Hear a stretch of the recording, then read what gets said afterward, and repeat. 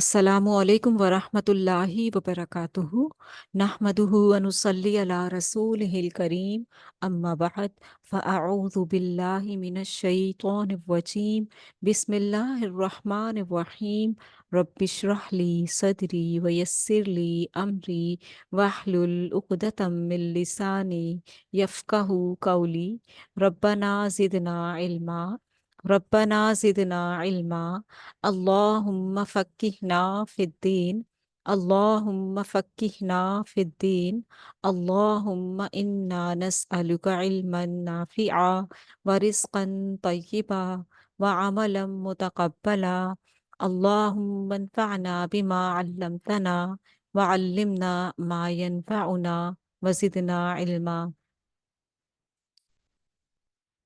अल्लाहुम्मा इन्ना नऊज़ु बिका मिन इल्मिन ला यनफ़अ व मिन क़ल्बिन ला यख़शअ व मिन नफ़्सिन ला तशबअ व मिन दअवतिन ला युस्तजाबु लहा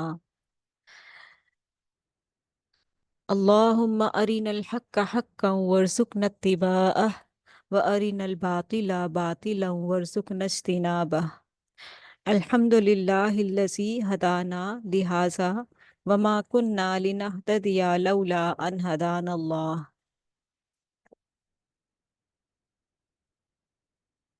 अल्लाहुम्मा अर्ज़ुक़नी अत्तफ़क्कुर वत्तदब्बुर बिमा यतलूहु लिसानी मिन किताबिक वल फ़हम लहू वल मअरिफ़त बिमआनीह वन नज़र फ़ी अजाइबिह वल अमल बिज़ालिका मा बक़ीत इन्नका अला कुल्लि शैइन क़दीर। ए अल्लाह, आपकी आपकी किताब कुरान में से हमारी ज़ुबान जो पढ़ती है उसमें हमें तफक्कुर तदब्बुर और उसकी समझ अता फरमाइए और उसके मायनों और अजाइबात की पहचान करवाइए, और जब तक हम जिंदा रहें इसके मुताबिक अमल करें। बेशक आप हर चीज़ पर कुदरत रखने वाले हैं।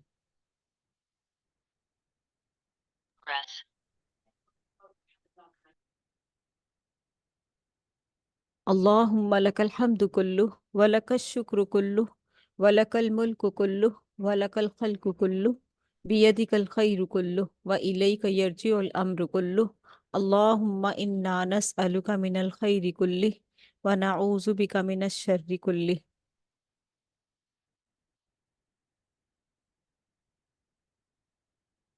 कुरान मजीद में अल्लाह सुब्हानहू व तआला ने फरमाया, वलक़द यस्सरनल कुरआन लिज़्ज़िक्रि फ़हल मिन मुद्दकिर। बस हमने इस कुरान को समझने के लिए आसान कर दिया है, तो है कोई जो इसमें गौर व फिक्र करे।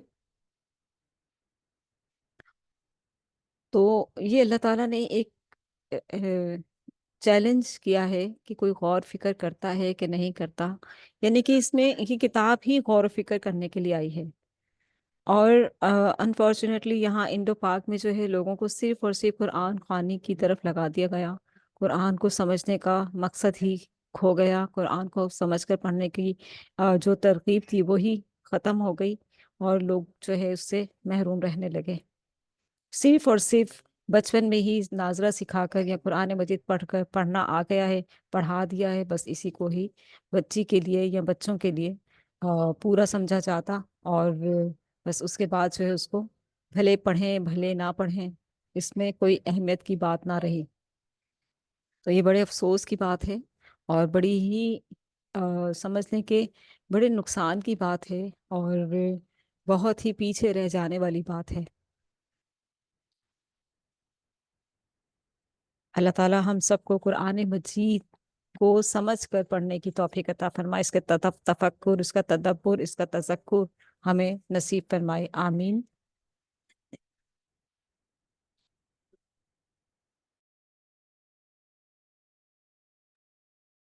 मुख्तसर खुलासा मज़ामीन कुरान में आज हम दूसरा पारा करने जा रहे हैं।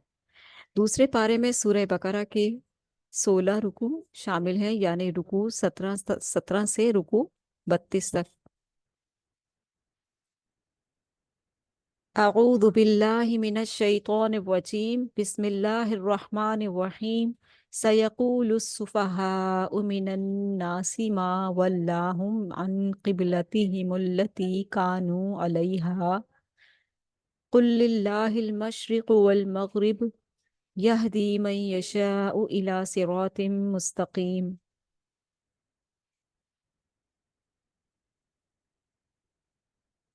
عنقریب بیوقوف لوگ کہیں گے کہ کس چیز نے ان کو ان کے قبلے سے بدل دیا، یا کس چیز نے ان کو ان کے قبلے سے ہٹا دیا۔ کہہ دیجئے اے پیارے حبیب صلی اللہ علیہ وآلہ وسلم، اللہ ہی کے لیے مشرق اور مغرب ہیں، وہ ہدایت دیتا ہے جس کو چاہتا ہے سیدھے راستے کی طرف۔ اصل میں یہاں بات ہو رہی ہے تحویل قبلہ اور تحویل امت کا بیان۔ ہم رکوع 17 میں دوسرے پارے کے سٹارٹنگ میں ہم پڑھنے جا رہے ہیں، کیونکہ پہلے پارے میں ہم نے ترتیب وار جو ہے اسٹیپ اگین اینڈ اگین جو ہے ہم نے بنی اسرائیل کا ذکر پڑھا، اور سورۃ البقرہ میں اسٹارٹنگ میں، اور ہم نے ان سے بہت ساری چیزیں سیکھی، کیونکہ موسیٰ علیہ السلام کی قوم جو تھیں وہ اس پر پیدر پھر انبیاء آئے اور عیسیٰ علیہ السلام تک جا کر سلسلہ رکا، اور لیکن ان کی نافرمانیاں، انبیاء کی تکذیب، تکفیر، تضلیل جو تھی وہ مسلسل جاری تھی۔ تو یہ ساری چیزیں اللہ تعالیٰ دیکھ رہا تھا، اور پھر ساتھ ہی حضرت ابراہیم علیہ السلام کی وہ دعا جو انہوں نے خانہ کعبہ کی تعمیر کرتے ہوئے مانگی تھی، آخری رسول ایک رسول کے لیے، تو اللہ سبحانہ وتعالیٰ نے جو آخری رسول کا چناؤ کیا وہ بنی اسماعیل سے کیا، مکہ سے کیا، اور مکہ سے اٹھایا آپ کو۔ تو جب آپ صلی اللہ علیہ وآلہ وسلم ہجرت کر کے مدینہ آئے تو آپ صلی اللہ علیہ وآلہ وسلم نے 17 ماہ تک بیت المقدس کی طرف رخ کر کے نمازیں ادا کی۔ ٹھیک ہے، 17ویں رکوع میں تحویل قبلہ کا بیان ہے۔ اصل میں یہاں پر بات ہو رہی ہے جو ایک ذمہ داری، ایک منصب بنی اسرائیل کو سونپا گیا تھا، وہ اب اس سے معزول کیا جا رہے ہیں۔ جیسے کہ ہم دیکھتے ہیں کہ ہمارے ملک میں صدر، وزیر اعظم ایک وقت تک ہوتے ہیں، اب ان کی اگر اچھی پرفارمنس نہ ہو تو انہیں جو ہے معزول کر دیا جاتا ہے اور ان کی جگہ نئے آتے ہیں۔ اسی طریقے سے ہم سمجھ سکتے ہیں کہ بنی اسرائیل کی جو منصب تھا، انہوں نے، حالانکہ اللہ تعالیٰ نے ان کو پوری جہاں تمام جہان والوں پر فضیلت دی، فضلتکم علی العالمین، یا بنی اسرائیل اذکروا نعمتی التی انعمت علیکم وانی فضلتکم علی العالمین، اور ہم نے تم کو پورے تمام جہان والوں پر فضیلت دی اور تمہیں ایک بڑا منصب سونپا، ایک تمہیں بڑی ذمہ داری سونپی، لیکن تم نے اس کی قدر نہ کی۔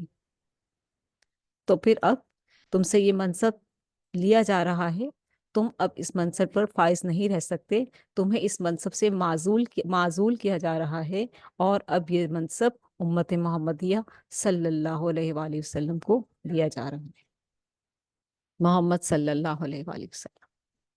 ٹھیک ہے، تو یعنی کہ ایک امت سے دوسری امت، ٹھیک ہے، اور ایک بیٹے کی سلسلے سے اب دوسرے بیٹے کی طرف سلسلہ جا رہا ہے۔ پیچھے کون ہے؟ ابراہیم علیہ السلام۔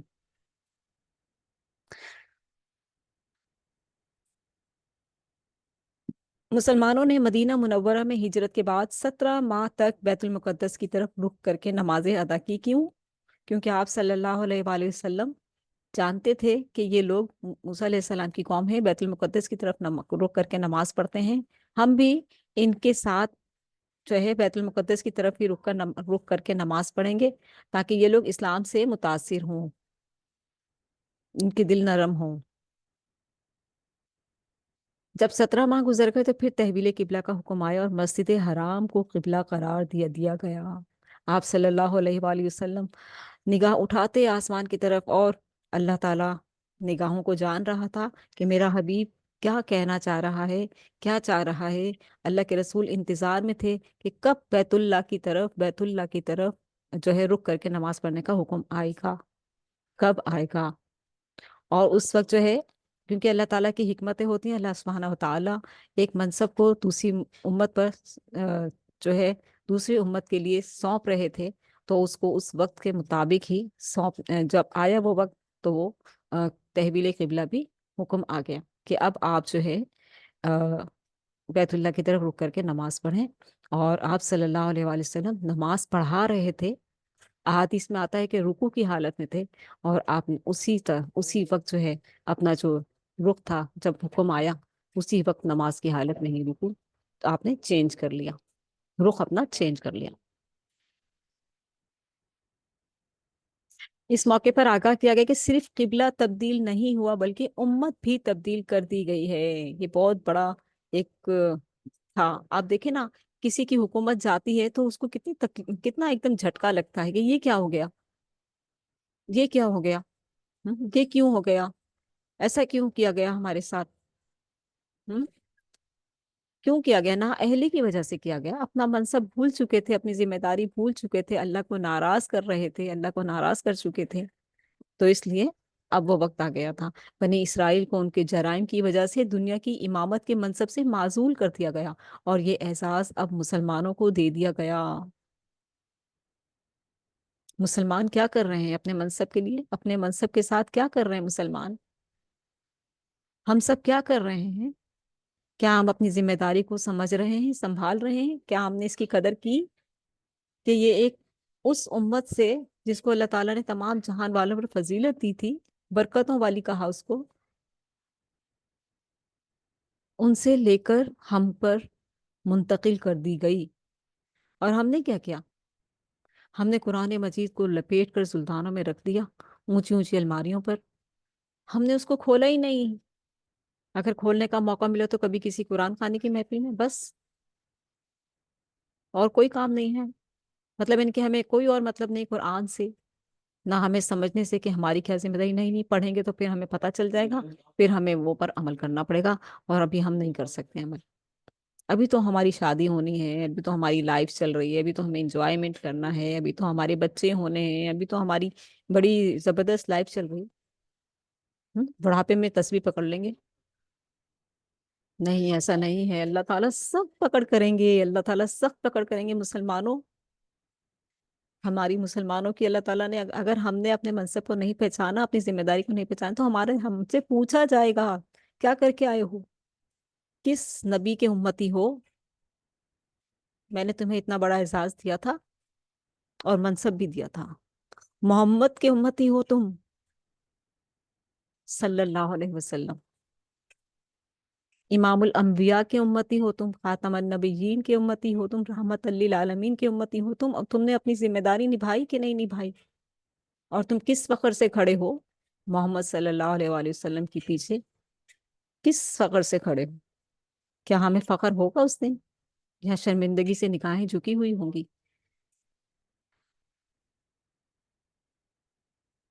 واللہ ایک آیت ہی سمجھ کر پڑھ کر اللہ کے رسول نے فرمایا بلغوا انی ولو آیہ، پہنچا دو میری طرف سے صرف وہ ایک آیت ہی کیوں نہ ہو. ایک آیت سمجھ کر پڑھو، آگے پہنچا دو. تم نے حق ادا کر دیا. حصہ تو ڈالیے، کوشش تو کیجئے، شروعات تو کیجئے.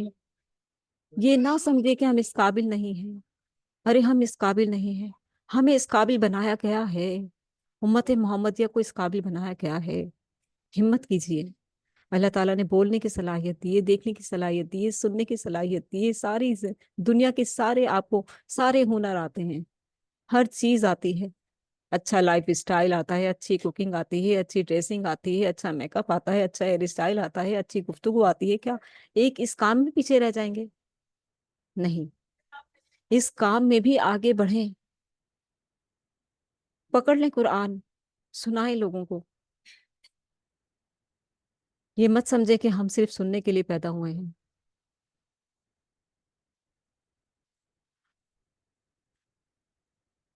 فرمایا بنی اسرائیل کو ان کے جرائم کی وجہ سے دنیا کی امامت کے منصب سے معزول کر دیا گیا، اور اب یہ امامت امت محمدیہ کو سونپ دی گئی ہے. امت محمدیہ کا ایک ایک فرد اس ذمہ داری پہ ہے. صرف مولوی ملا نہیں ہے، صرف عالم علماء نہیں ہیں.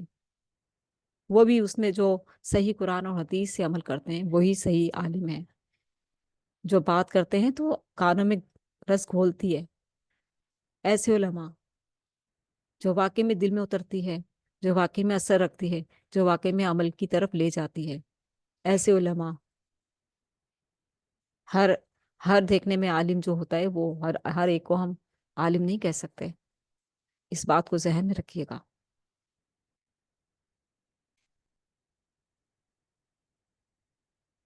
بنی اسرائیل کو ان کے جرائم کی وجہ سے دنیا کی امامت کے منصب سے معزول کر دیا گیا، اور یہ احساس اب مسلمانوں کو دے دیا گیا، ان کی ذمہ داری لگائی گئی کہ وہ دین حق کی تبلیغ، اس پر عمل اور اس کے نفاذ کے ذریعے نوع انسانی تک اللہ کا دین پہنچانے کا حق ادا کریں۔ ارے اللہ پر، ارے اللہ پر، کتنا ہم حق ادا کر رہے ہیں۔ مجھے خوف آ جاتا ہے جب یہ میں دیکھتی ہوں نا، جب اس چیز کی طرف جب ہم آتے ہیں قرآن پڑھتے ہوئے تو ہم خوف سے لرز جاتی ہوں کہ یا اللہ کیا ہوگا۔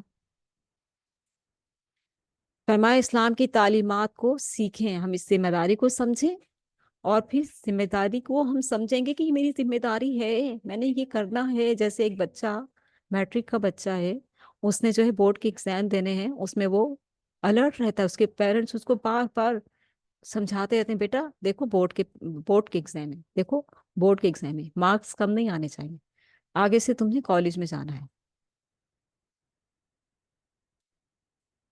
یہ والی جو یاد دہانی، یہ قرآن کرواتا ہے ہمیں، قرآن، قرآن بار بار ہمیں اس طرف لے کر آتا ہے، لیکن ہم قرآن ہی نہیں پڑھتے۔ ہماری بدنصیبی، ہم قرآن ہی نہیں پڑھتے، ہمیں کیسے پتہ چلے گا؟ آسمان سے آئی ہوئی کتاب، اگر آج آسمان سے کوئی چیز اتر رہی ہو الگ سے روشنی، تو پوری دنیا کھڑی ہو کر اس کی ویڈیو بنانے لگ جائے گی۔ آسمان سے یہ دیکھو کیا اتر رہا ہے، یہ دیکھو کیسی روشنی ہے، ویڈیو بنا لو جلدی، دیکھو آؤ سب آؤ، اس کو بھی بولو، اس کو بھی بولو۔ ہم اور جو 1400 سال پہلے کتاب آئی ہے اس کی کوئی ویلیو ہی نہیں ہے، اس کی کوئی اہمیت نہیں ہے، اس کی کوئی حیثیت نہیں ہے ہماری نظر میں، ہماری نگاہوں میں۔ تو کیا کریں؟ اپنی ذمہ داری ادا کریں، اس کو اب سمجھیں، اسلام کی اس کو اپنی ذمہ داری کو ادا کرنے کے لیے کیا کرنا ہے؟ اسلام کی تعلیمات کو سیکھیں، ان پر عمل کریں، اور ان کے اجتماعی احکامات کے نفاذ کے لیے جدوجہد کریں۔ جیسے دو لوگ، چار لوگوں کو اکٹھا کیا اور پھر جو ہے قرآن سنایا۔ ہمارے ینگ بچے بھی جو ہیں وہ اپنے اسکول کے جو فرینڈس ہیں ان کو لے کر بیٹھ سکتے ہیں، دیکھو آؤ میں تمہیں تھوڑا سا خلاصہ بتاتا ہوں قرآن کا، یا میں بتاتی ہوں۔ کرنے کے لیے ہمیں بہت سارے مواقع ہیں، لیکن بس ہمیں تھوڑا سا موٹیویٹ کرنے کی ضرورت ہے، موٹیویٹ ہونے کی ضرورت ہے۔ اسلامی تعلیمات کو سیکھیں، بہت ضروری ہے، فرض ہے، علم حاصل کرنا فرض ہے۔ علم کی اہمیت کو اگر ہم نے سمجھنا ہے تو ابا آدم سے سمجھے کہ ابا آدم کو جب اللہ تعالیٰ نے نام سکھائے، چیزوں کے علم دیا، تو فرشتوں سے سجدہ کروایا، اتنا اعزاز عطا کیا۔ تو اس لیے علم کی اہمیت کو تو ہمیں وہیں سے ہی سمجھ لینا چاہیے کہ علم کتنی اہمیت رکھتا ہے۔ اور پھر جو علم والا ہوتا ہے، پھر وہ بڑی ہی، وہ بہت آ، اپنی پرسنالٹی میں بہت بہت اعلیٰ ہوتا ہے۔ اسلامی تعلیمات کو سیکھیں، ان پر عمل کریں، اور ان کے اجتماعی احکامات کے نفاذ کے لیے جدوجہد کریں۔ اجتماعی احکامات کے نفاذ سے ہی وہ اسلام کے دین حق اور قابل عمل ہونے کا ثبوت پیش کر کے نوع انسانی پر حجت پوری کر سکیں گے، اور اللہ کے آگے اس دن پھر شرمندگی نہیں ہوگی کم از کم۔ یہ بڑی کٹھن ذمہ داری ہے۔ کوئی گھر میں بھی ہم کوئی بات کرتے ہیں، اچھا اچھا بس اپنے مسئلے اپنے پاس ہی رکھو، بہت بہت درس و تدریس ہو گئی، تو یہاں پر ایسی باتیں سننی پڑیں گی، کیونکہ ہم تو عام لوگ ہیں نا۔ آپ صلی اللہ علیہ وسلم کو لوگوں نے کیا کہا، مشرکین مکہ کیا کہتے تھے؟ وہ دیکھو دیوانہ جا رہا ہے، وہ تو پاگل ہو گیا ہے، وہ دیکھو دیوانہ جا رہا ہے، وہ شاعر ہے، مجنون ہے، دیکھو لوگوں کو کھڑے ہو کر قرآن سناتا رہتا ہے، کہتا ہے یہ آسمان سے آئی ہے، دیکھو اس سے کوئی کام ہی نہیں ہے۔ اور اتنی باتیں آپ صلی اللہ علیہ وسلم کو سناتے تھے لوگ، اور ہمیں کوئی ایک دفعہ کہہ دے تو ہم کہتے ہیں بھائی گھر میں تو کچھ بات کر ہی نہیں سکتے، بس اب تو آج کے بعد آئندہ تو میں کوئی بات ہی نہیں کروں گی، میری بےزتی ہو گئی۔ ایسا نہ سوچیں، بےزتیاں کروائیں، کیونکہ یہ تو سنت رسول ہے نا، جب رسولوں کی ہوئی تو پھر ہم کیا چیز۔ تو یہ بڑی کٹھن ذمہ داری ہے، اللہ ہمیں یہ ذمہ داری عطا کرنے کی توفیق عطا فرمائے، آمین۔ سورہ بقرہ رکو نمبر 18، عنوان ہے صالح جماعت تیار کرنے کا نبوی طریقہ کار۔ 18ویں رکو میں وہ طریقہ کار بیان کیا گیا ہے جس کے ذریعے سے نبی علیہ الصلوۃ والسلام نے وہ صالح جماعت تیار کی جس کی قربانیوں کے ذریعے سے بالآخر اللہ کا دین غالب اور نافذ ہوا۔ کیا کہا اللہ تعالیٰ نے قرآن مجید میں ان کے لیے؟ رضی اللہ عنہم ورضوا عنہ۔ کون ہے یہ؟ صحابہ کرام۔ دو جماعتیں تھیں صحابہ کرام کی، ایک مہاجرین اور ایک انصار، اور دونوں سگے بہن بھائیوں سے بڑھ کر تھے۔ مدنی صورت ہے، اس لیے یہاں پر اب جب وہ ملے تو دونوں سگے بہن بھائیوں کی طرح ہو گئے۔ تو یہ وہ دین، یہ وہ زبردست جماعت تھی جو آپ صلی اللہ علیہ وسلم نے تیار کی، ٹھیک ہے، جس کی قربانیوں کے ذریعے سے بالآخر اللہ کا دین غالب اور نافذ ہوا۔ آپ صلی اللہ علیہ وآلہ وسلم نے قرآن کی آیات سنا کر لوگوں کو جھنجھوڑا اور متوجہ کیا۔ کیا طریقہ کار ہے؟ قرآن سنانا۔ آؤ قرآن پڑھتے ہیں، آؤ قرآن کی یہ آیت پڑھتے ہیں، سمجھتے ہیں دیکھو کیا لکھا ہے اس میں۔ آؤ قرآن کی یہ آیت پڑھتے ہیں، چلو صرف 3 آیات ہی پڑھ لیتے ہیں، کوشش تو کریں، آ جاؤ، ایسے کر کے کوشش تو کریں۔ چلو کل بیٹھ جائیں گے اگر آج ٹائم نہیں ہے تو، بولتے رہیں، کہتے رہیں، کبھی تو بیٹھیں گے۔ کوشش تو کریں، کوشش تو کریں۔ اللہ تعالیٰ کے فرشتے کرامن کاتبین جو ہمارے کاندھوں پر بیٹھے ہوئے ہیں وہ لکھ رہے ہیں، ہاں میرے، ہاں اللہ کے اس بندے نے کوشش کی تھی، ہاں یہ بندہ کوشش کر رہا ہے، وہ ایک گواہی لکھی جا رہی ہے، ٹھیک ہے۔ آپ صلی اللہ علیہ وآلہ وسلم نے قرآن کی آیات سنا کر لوگوں کو جھنجھوڑا اور متوجہ کیا۔ جھنجھوڑا کیسے؟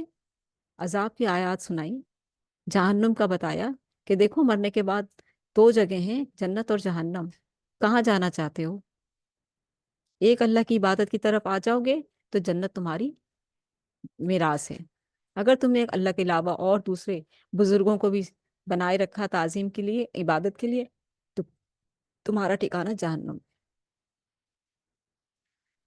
تو جو لوگ متوجہ ہوئے وہ آپ صلی اللہ علیہ وآلہ وسلم کے قریب آ گئے اور آپ صلی اللہ علیہ وآلہ وسلم کے جانثار بن گئے، رضی اللہ عنہ ورضوا عنہ۔ اب آپ صلی اللہ علیہ وآلہ وسلم نے اسی قرآن کے ذریعے سے ان کی تربیت اور تزکیہ کیا۔ ہم؟ پہلے قرآن کی آیات سنائی، پہلے ان کا عقیدہ درست کیا، پھر ان کی تربیت اور تزکیہ کیا۔ تربیت کیا ہوتی ہے؟ اخلاقیات، محبت، پیار، بھائی چارہ، اخوت، سخاوت۔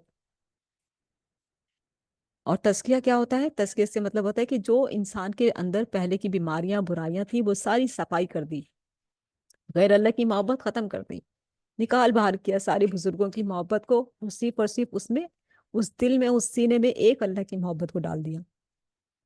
لا الہ الا اللہ وحدہ لا شریک لہ، لہ الملک و لہ الحمد وہو علی کل شیء قدیر۔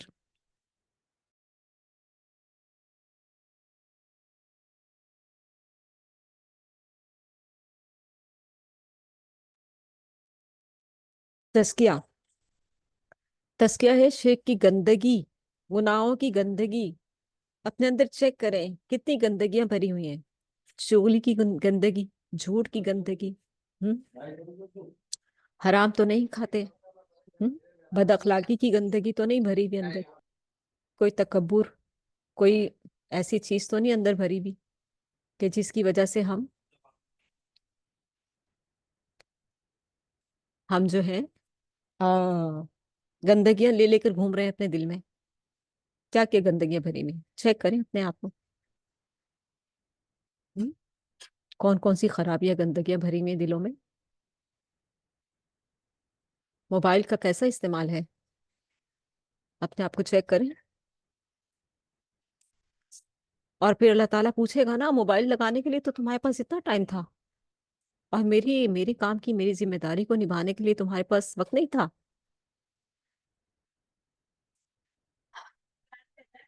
تزکیہ، تزکیہ کیا ہے؟ دیکھو یہ کام نہیں کرنا، دیکھو جھوٹ نہیں بولنا، دیکھو وعدہ خلافی نہیں کرنی، دیکھو نماز نہیں چھوڑنا، دیکھو روزہ نہیں چھوڑنا، دیکھو اللہ کی محبت میں یہ سارے کام کرنا، تمہیں جنت ملے گی، اس کے نام میں تمہیں جنت ملے گی، یہ اچھے اچھے کام کرنا، با اخلاق بنو، با کردار بنو، مسکرا کر ملو، سلام میں پہل کرو، ایک دوسرے کو تحفے تحائف دو، तोहफे ताइफ देने से इंसान के अंदर मोहब्बत पैदा होती है, सच्चाई, और फिर खराबियां, बुराइयां, नफरतें सब खत्म। सलाम में पहल करने से तकब्बुर खत्म, मुस्कुराने से बदमिजाजी खत्म। ये तज़किया। ठीक है। तो आप सल्लल्लाहु अलैहि वसल्लम ने मदीना में दाखिल होकर सबसे पहले जो लोगों की तरबियत की, वो क्या की? सलाम को आम करो। यहाँ तक कि सहाबा किराम, दो सहाबा किराम हाथ पकड़कर चल रहे हैं, बीच में एक दरख्त या कोई बंदा आ गया, हाथ छूटा और हाथ पकड़ा, अस्सलामु अलैकुम, सलाम करते थे इतना ज्यादा। हम एक दूसरे, एक कमरे से दूसरे कमरे में जाएं तो सलाम करने में मुंह हमारा जो है वो सूखता है कि मजाक उड़ाएंगे, सलाम कर रहे हैं। ये नहीं पता कि रसूल सल्लल्लाहु अलैहि वसल्लम की सुन्नत है, क्यों मजाक उड़ाएंगे? तस्किया किया आप सल्लल्लाहु अलैहि वसल्लम ने, उनकी तरबियत और तस्किया किया, उनके दिलों से दुनिया की मोहब्बत को निकाला। दुनिया की मोहब्बत को निकाला। मोमिन के लिए दुनिया की जिंदगी क्या है? कैद खाना। ठीक है। कैद खाने का थोड़ा सा तसव्वुर करें, जेल का, जेल की सलाखों के पीछे का तसव्वुर करें थोड़ा सा।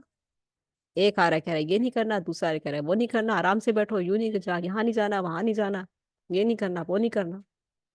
वो कहते हैं कब छूटूंगा मैं यहाँ से, कब मेरी जान छूटेगी यहाँ से, जेल खाने से। ये दुनिया में मोमिन के लिए कैद खाना है। फिर वो जो है, जब मौत को दुल्हन की तरह लेता है तो सुरखुरू हो जाता है। मोमिन दुनिया से जाते हैं तो खुश होता है। अच्छा, अल्लाह ताला हम सबको उस मकाम तक ले जाए, दुनिया की मोहब्बत हमारे दिलों से निकल जाए। आमीन। और आखिरत की फिक्र और अल्लाह की मोहब्बत को डाला। तस्किया नफ्स बहुत खूबसूरत चीज़ है। जब बीमारियां, बुराइयां, अंदर से गंदगियां खत्म हो गई ना, तो अच्छाइयाँ डलने लग गई। ये भी नेकी आ गई, वो भी नेकी आ गई, खुश मिजाजी भी आ गई, खुश अखलाकी भी आ गई, लोगों से मोहब्बत भी आ गई, अल्लाह की रजा की खातिर हर नेकी का काम करने की तवज्जो भी आ गई। ये भी कर लूँ, वो भी कर लूँ, मेरा रब खुश होगा, ये भी कर लूँ, वो भी कर लूँ, मेरा रब खुश होगा। हम्म? और इंसानियत की खिदमत में लग जाते हैं। अपने आप को चेक करते जाएं कितनी खूबियां हैं हा- आप सबके अंदर, हमारे अंदर, और खुश होते जाएं। अल्लाह के रसूल ने उनके दिलों से दुनिया की मोहब्बत को निकाला, आखिरत की फिक्र और अल्लाह की मोहब्बत को डाला, और दीन के लिए माल लगाने और अल्लाह की राह में जान कुर्बान करने का जज्बा पैदा किया। माल खर्च करना अल्लाह की राह में। हमने सूरह बकरा की शुरू की आयत में क्या पढ़ा था? अलिफ लाम मीम दालिकल किताबु ला रैब फीहि हुदल लिल मुत्तकीन अल्लज़ीना युमिनून बिल गैबि व युकीमूनस सलाता व मिम्मा रज़क़नाहुम युनफिकून। ये वो गैब पर ईमान लाते हैं और नमाज कायम करते हैं, और जो माल अल्लाह ने उनको दिया उसमें से वो खर्च करते हैं। किस पर? इंसानियत पर। इंसानियत की खिदमत करते हैं, रहते हैं, कंजूसी नहीं करते। उन्हें कुरान के अहकामात सिखाए अल्लाह ताला ने उन्हें। अल्लाह के रसूल सल्लल्लाहु अलैहि वसल्लम ने अल्लाह की राह में जान कुर्बान करने और माल खर्च करने का जज्बा पैदा किया। ठीक है। उन्हें कुरान के अहकामात अहकामात सिखाए। कुरान पढ़ेंगे तो अहकामात आएंगे ना। और फिर इन अहकामात की हिकमत बताकर उन्हें दीन पर साबित कदम कर दिया। जन्नत की ऐसी ऐसी खुशखबरियां सुनाई, जन्नत के ऐसे ऐसे नज़ारे दिखाए कि दीन पर साबित कदमी आ गई। और जहन्नुम के कुछ ऐसे नज़ारे दिखाए कि जहन्नुम से खौफ आ गया। इन साबित कदम अफराद की जद्दोजहद से दीन हक गालिब हुआ। कौन थे ये लोग? सहाबा इकराम। अल्लाह के रसूल सल्लल्लाहु अलैहि वसल्लम ने फरमाया कि जो मेरे और मेरे सहाबा इकराम के तरीके पर होगा वो सही दीन पर होगा, क्योंकि वो चुनिंदा लोग थे ना। अल्लाह ताला हम सबको अल्लाह के रसूल और आप सल्लल्लाहु अलैहि वसल्लम के सहाबा किराम के तरीके पर चलने की तौफीक अता फरमाए। आमीन। आज भी गलबा दीन के लिए इसी उसपे रसूल पर अमल करके कामयाबी हासिल की जा सकती है। आपको पता है हमारे माशरे में इतने प्यारे प्यारे लोग हैं, इतने प्यारे प्यारे लोग हैं, और वो उनसे दिल करता है मिलने का, खुद ब खुद उनसे मोहब्बत आती है। वो इतनी प्यारी बात करते हैं, इतना प्यारा मुस्कुराते हैं, इतना प्यारा मिलते हैं। अल्लाह और उसके रसूल से मोहब्बत करते हैं ना, इसलिए, और जन्नत में जाना चाहते हैं।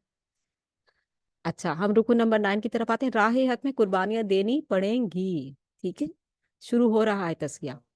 19 رکوع میں آگاہ کیا گیا کہ نوع انسانی تک اللہ کے دین کی تبلیغ کا حق ادا کرنا ایک کٹھن ذمہ داری ہے، اس میں کوئی شک نہیں۔ کسی کو آپ بولے نا قرآن پڑھنے کو، آؤ قرآن پڑھتے ہیں، آپ کا تو بس یہی کام ہے۔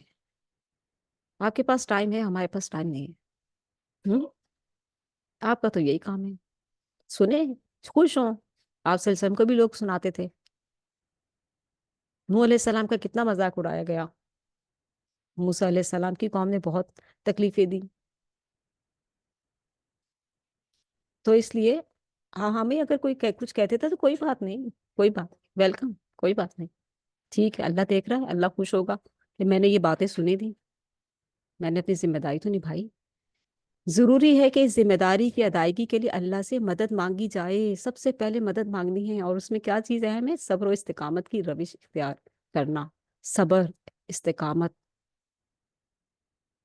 دل چھوٹا نہیں کرنا، ارے یہ تو سنتے نہیں، چھوڑو ان کو، کیا سنانا، پھر سنائیں، پھر سنائیں، پھر پیار سے، محبت سے، کوئی اور طریقے سے۔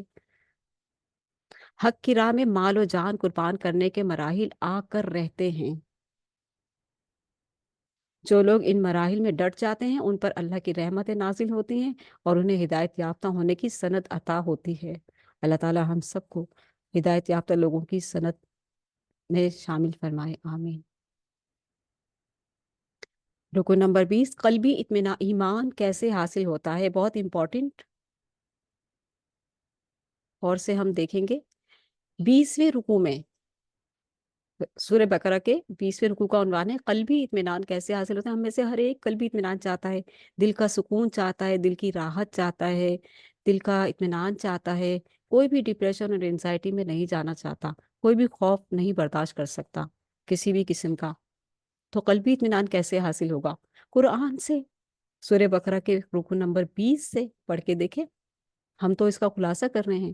اگر آپ لوگوں کو جستجو ہو جائے اس خلاصے کے بعد قرآن کھولنے کی تو بڑی کامیابی ہے یہ۔ 20ویں رکوع میں اللہ نے یہ حقیقت بیان کی کہ ایمان کیسے شعوری طور پر حاصل ہوتا ہے۔ ایمان اللہ نے ہر انسان کے وجود میں رکھ دیا ہے، لیکن رفتہ رفتہ ہم اس ایمان سے غافل ہو جاتے ہیں۔ کیسے؟ دنیا کی طرف لگ کر، دنیا کی عیاشیوں بے بدماشیوں میں لگ کر۔ لیکن رفتہ رفتہ ہم اس ایمان سے غافل ہو جاتے ہیں۔ کائنات میں اللہ کی بے شمار نشانیاں ہیں، ان پر غور کرنے سے اللہ یاد آ جاتا ہے۔ کیسے ہم کہتے ہیں نا سبحان اللہ، بارش ہو رہی ہوتی ہے، کبھی تیز کبھی ہلکی، کہتے ہیں سبحان اللہ۔ سخت تپتی دھوپ ہے، گرمی شدید ہے، بادل آ گیا، چھائیں ہو گئی، دھوپ کی تپش ختم ہو گئی، کہتے ہیں سبحان اللہ۔ کیسے کیسے اللہ تعالیٰ کے نظارے ہم دیکھتے ہیں نا۔ چاند شروع ہوتا ہے باریک، بڑھتا جاتا ہے، بڑھتا جاتا ہے، فل ہو جاتا ہے، پھر کم ہوتا جاتا ہے، پھر ختم ہو جاتا ہے، پھر اگلے دن پھر نظر آتا ہے۔ جیسے ابھی رمضان کے چاند کا سب کو شدت سے انتظار ہے، خوشیاں منا رہے ہیں سب، رمضان آ رہا ہے۔ تو جب ہم دیکھتے ہیں نا چاند، ارے چاند نظر آ گیا، وہ دیکھو، وہ دیکھو، اللہ اکبر، سبحان اللہ، الحمدللہ۔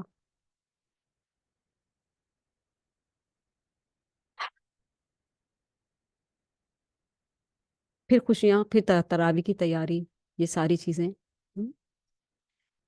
تو کائنات میں اللہ کی بے شمار نشانیاں ہیں، ان پر غور کرنے سے اللہ یاد آ جاتا ہے اور انسان کے اندر چھپے ہوئے ایمانی حقائق شعور کی سطح پر آ جاتے ہیں۔ اپنے ایمان کو چیک کرتے رہا کریں، کیونکہ یہ گھٹتا بڑھتا رہتا ہے، اور ایسی مجلس و محفلوں میں ایمان بہت بڑھتا ہے، بہت سکون آتا ہے۔ آپ اس مجلس میں آئے ہیں، آپ کے لیے فرشتوں نے اپنے پر پھیلائے ہوئے ہیں، آپ بس استقبال کر رہے ہیں، آپ کے لیے سمندر کی مچھلیاں، چیونٹیاں، یہاں تک کہ کائنات کی ہر چیز آپ کے لیے دعائیں مغفرت کر رہی ہے، اور آپ اس وقت اس مجلس میں جو دعا کریں گے وہ قبول ہوگی۔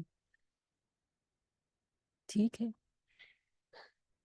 تو ایمانی حقائق شعور کی سطح پر آ جاتے ہیں۔ آسمانوں اور زمین کی تخلیق، آسمان سے برسنے والی بارش، زمین میں اگنے والی نباتات، زمین پر پھیلے ہوئے طرح طرح کے جاندار، ہواؤں کی تبدیلی، آسمانوں میں تیرنے والے بادل اور سمندر میں رواں دواں کشتیاں، انسانوں کو عظیم خالق کی معرفت کا شعور دینے والی نشانیاں ہیں۔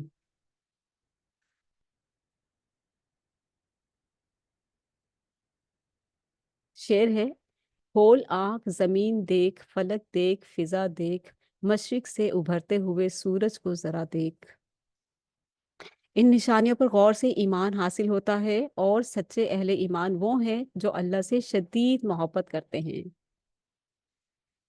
الذین ہم اشد حبا للہ، وہ لوگ اللہ سے شدید محبت کرتے ہیں، اسی کی محبت میں جیتے ہیں، اسی کی محبت کی خاطر اس کی مخلوق سے محبت کرتے ہیں اور ان کی تکلیفیں برداشت کرتے رہتے ہیں۔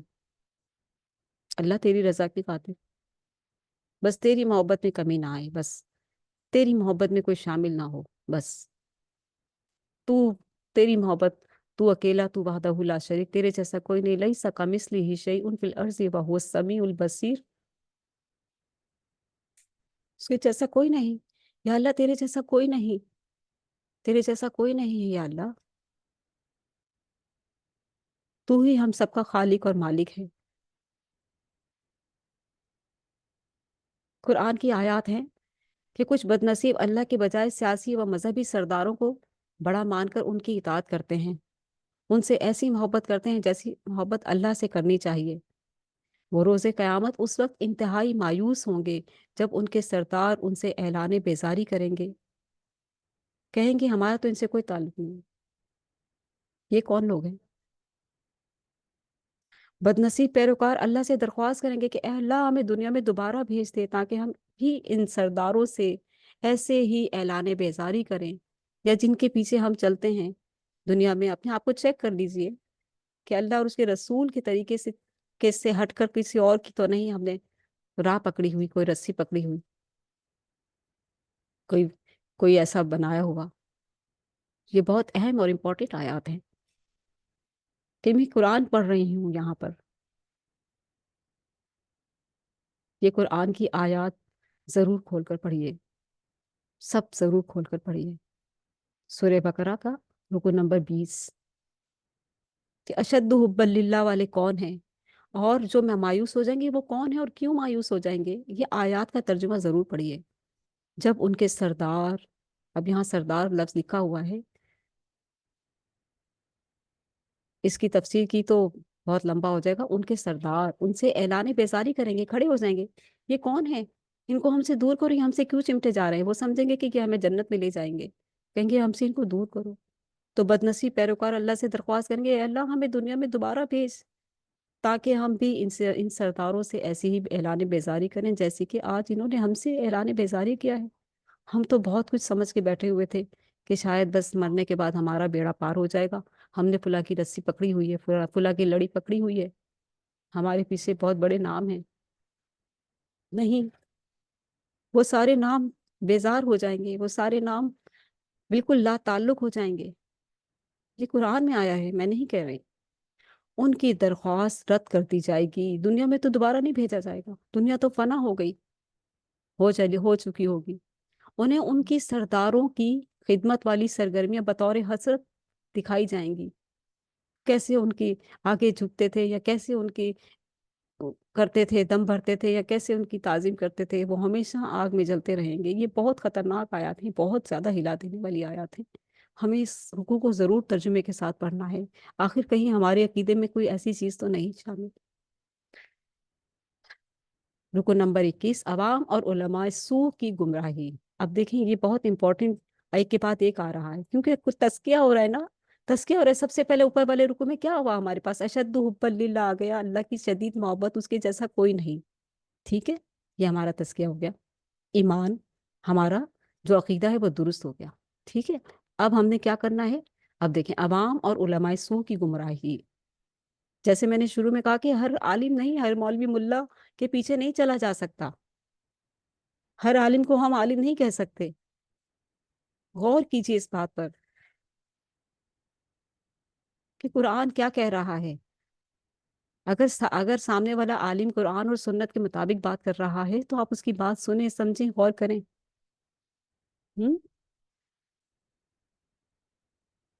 21ویں رکو میں لوگوں کی اکثریت کی گمراہی کی وجہ بیان کی گئی۔ جب بھی ان سے کہا جاتا ہے کہ اللہ کے نازل کردہ احکامات کی پیروی کرو، یعنی قرآن کی، تو وہ کہتے ہیں کہ ہم تو اپنے باپ دادا کے رسم و رواج کی پیروی کریں گے۔ بتائیں हमारे इस माशरे में भी बहुत से लोग ऐसे हैं जो बाप दादा की पैरवी की तरफ चल रहे हैं। मतलब यानी कि अगर वो हक से हटे हुए हैं तो फिर अपने आप को दुरुस्त कर लें, क्योंकि सबके माँ बाप तो नहीं थे गलत। हम्म। इतने इतने नेक माँ बाप भी गुजरे हैं, काबिल कदर, काबिल तारीफ, जो सही कुरान और सुन्नत पर चलते थे, उन्होंने सही दीन सिखा, सही तरबियत की औलाद की।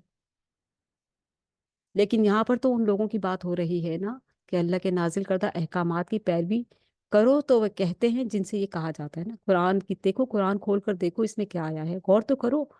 अरे ऐसे नहीं करना चाहिए। अरे हम तो अपने बाप दादा की हमारे बाप दादा गलत थे क्या? हम उनकी तरीके पर चलेंगे? अरे थोड़ा चेक तो कर लें कि क्या पता हमारे अम्मा अब्बा से गलती हो गई हो, उनको किसी ने गलत गाइड कर दिया हो, हम उनके लिए दुआ करेंगे।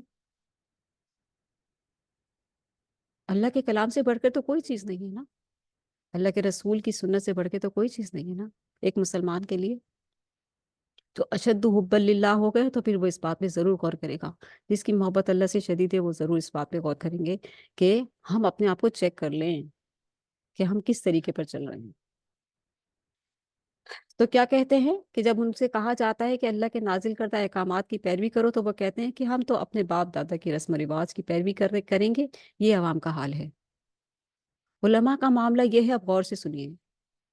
उलमा का मामला ये है कि उनमें से अक्सर हक को छुपाकर या उसमें तहरीफ करके लोगों की पसंद के मुताबिक फतवा देते हैं, हमें यहाँ से माल आएगा, हमें यहाँ से चंदा आ जाएगा, हमें यहाँ से ये मिल जाएगा, हमें वहां से वो मिल जाएगा, लोग हमें जमीन दे देंगे, हम बनाकर बैठ जाएंगे। उनकी पसंद के फतवे, हाँ हाँ जायज है, आए आए, ये दीन में है ना, ये दीन में नहीं है वो।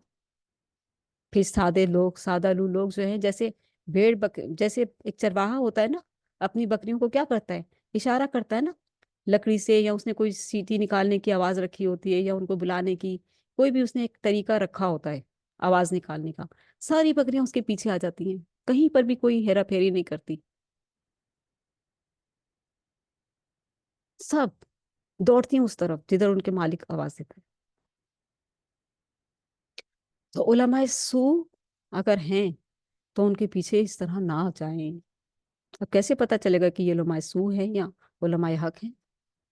ये तो जब हम कुरान खोलकर खुद पढ़ेंगे तो तभी पता चलेगा ना। असल बात यह है कि अल्लाह ताला कह रहा है कि मेरे बंदो कुरान खोलो, अपनी आंखों से पढ़ो, मैंने तुम्हें आंखों जैसी नेमत दी है, कुरान खोलकर पढ़ो, गौर तो करो मेरे कलाम पर। आसमान से भेजी है मैंने तुम्हारे लिए ये किताब, इतनी कीमती किताब, इतनी प्यारी बातें हैं इसमें, तुम्हें जन्नत में ले जाएंगी, तुम्हें कामयाबी देंगी, तुम्हें जन्नत का सरदार बनाएंगी, तुम्हें जन्नत का वारिस बनाएंगी। तुम खोल कर एक मर्तबा पढ़ तो लो, हो सकता है कहीं ना कहीं कोई ना कोई गलती पर हो, कोई नुक्ता गलत हो और उसको मिटाने की जरूरत हो।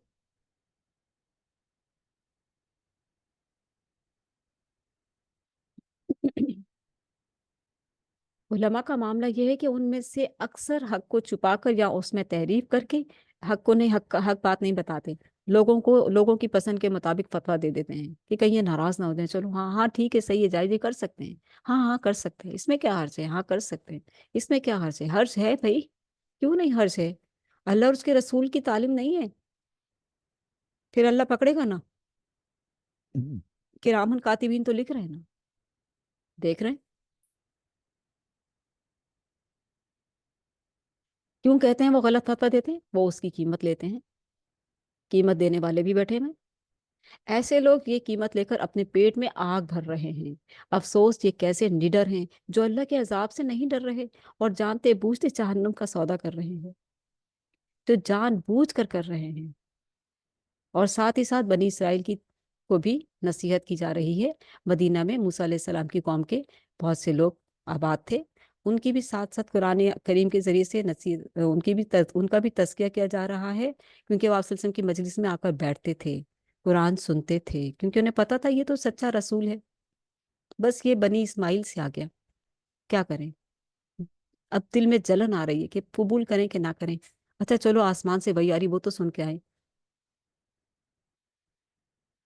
वो आते थे आप सल्लल्लाहु अलैहि वसल्लम की मजलिस में बैठते थे, اور جو ایمان لے آتے تھے وہ تو اتنے اتنے اچھے خوبصورت مسلمان مومن بن جاتے تھے، ان کا قرآن مجید میں بہت ذکر آیا ہے، آئے گا بار بار۔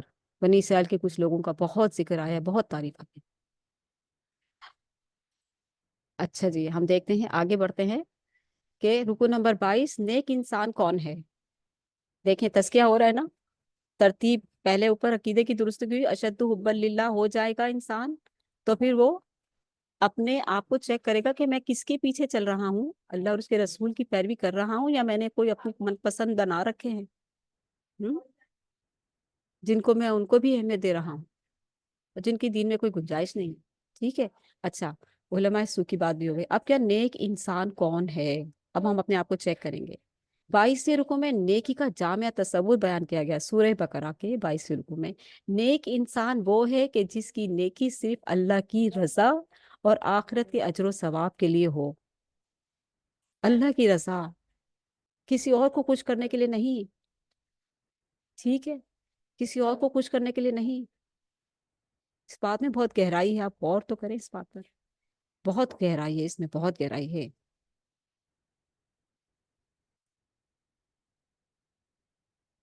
کہ کسی اور کو خوش کرنے کے لیے تو نہیں کہ وہ ہماری جو ہے آسانی کرے گا، مدد کرے گا، نہیں، اللہ کے سوا کوئی نہیں مددگار نہیں ہے، ٹھیک ہے۔ نیک لوگوں کی یہ صفات بتائی گئی ہیں کہ وہ صرف اللہ پہ ڈیپینڈ کرتے ہیں، اللہ پہ ڈیپینڈ کرتے ہیں، اللہ کی رضا اور آخرت کے اجر و ثواب کے لیے ہو۔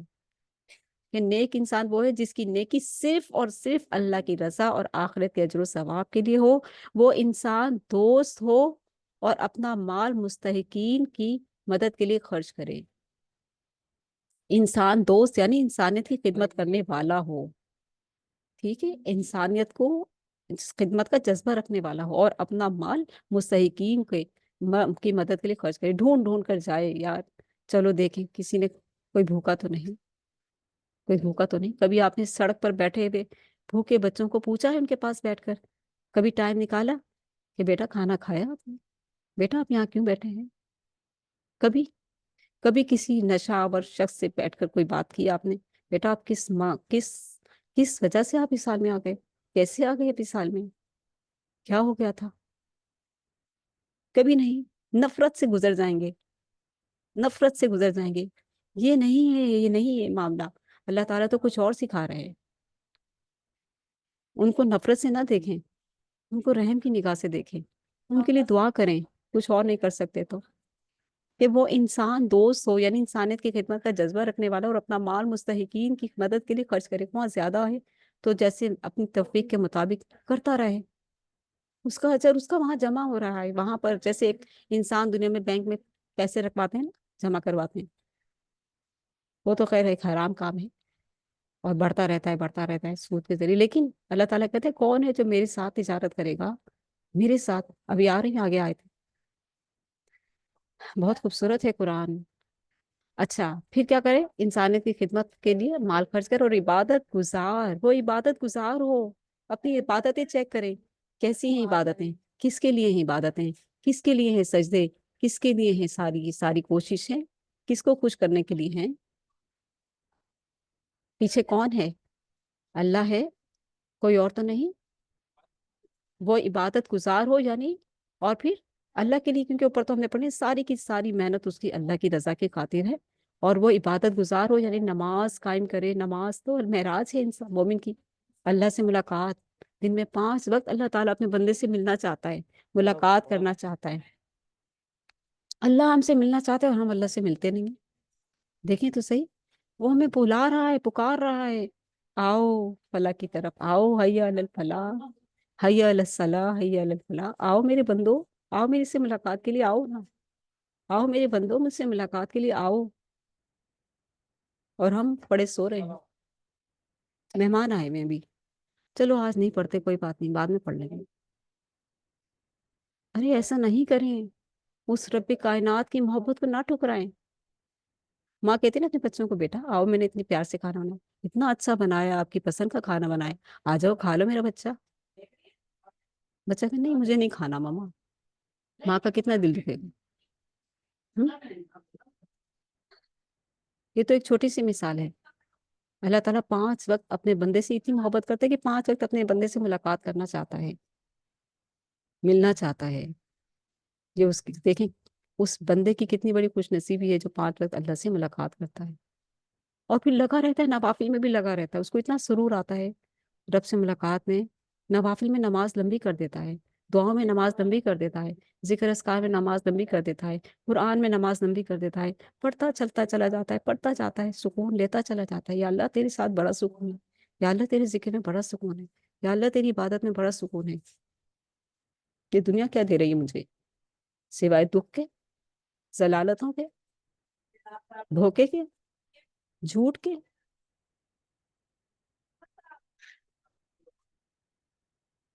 وہ نماز قائم کرے، عبادت گزار اور زکوٰۃ ادا کرے.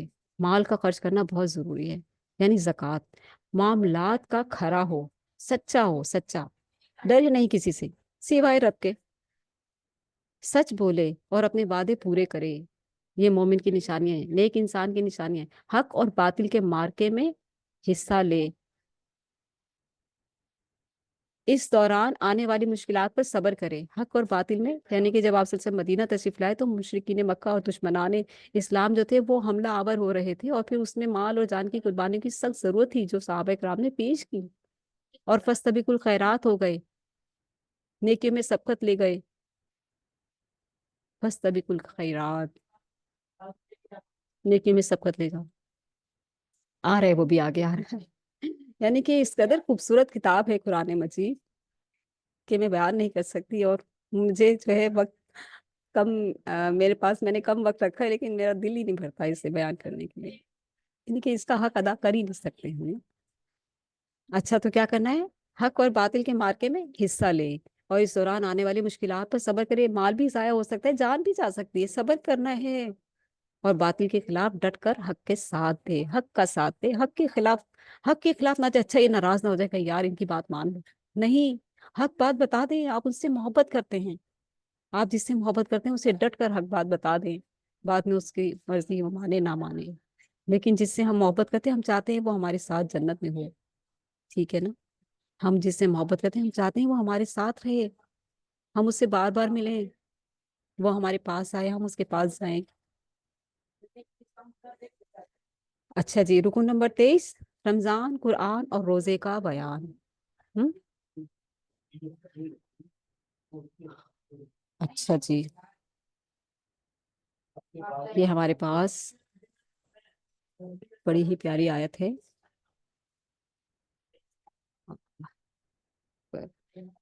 یا ایھا الذین آمنو، اے لوگوں جو ایمان لائے ہو، کتب علیکم الصیام وکتب علی الذین من قبلکم لعلکم تتقون.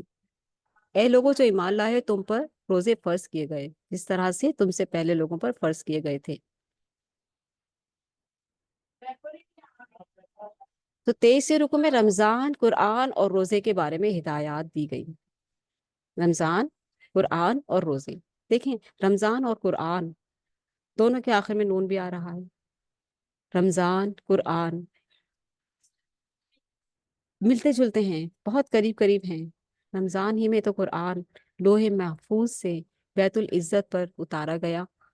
اور رات کون سی تھی؟ لیلۃ القدر کی. لیلۃ القدر کی رات بہت ہی خوبصورت رات، عبادتوں کی رات، رحمتوں کی رات، برکتوں کی رات، بڑے بڑے فیصلوں کی رات. جو ہے وہ قدر والی رات ہے، لیلۃ القدر والی رات ہے. ٹھیک ہے؟ قرآن مجید اس پر بیت العزت پر لایا گیا، اور پھر وہاں سے جبریل امین کے ذریعے 23 سال میں نبی علیہ الصلوۃ والسلام کے قلب مبارک پر آہستہ آہستہ کر کے اتارا گیا.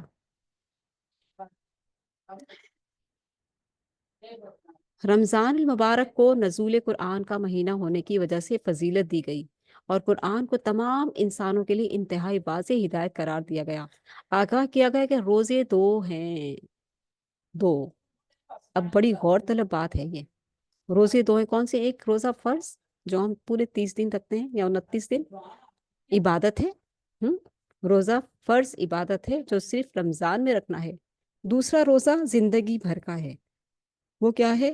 وہ ہے حرام کمائی سے پرہیز کرنا، حرام کاموں سے پرہیز کرنا، حرام چیزوں سے بچنا.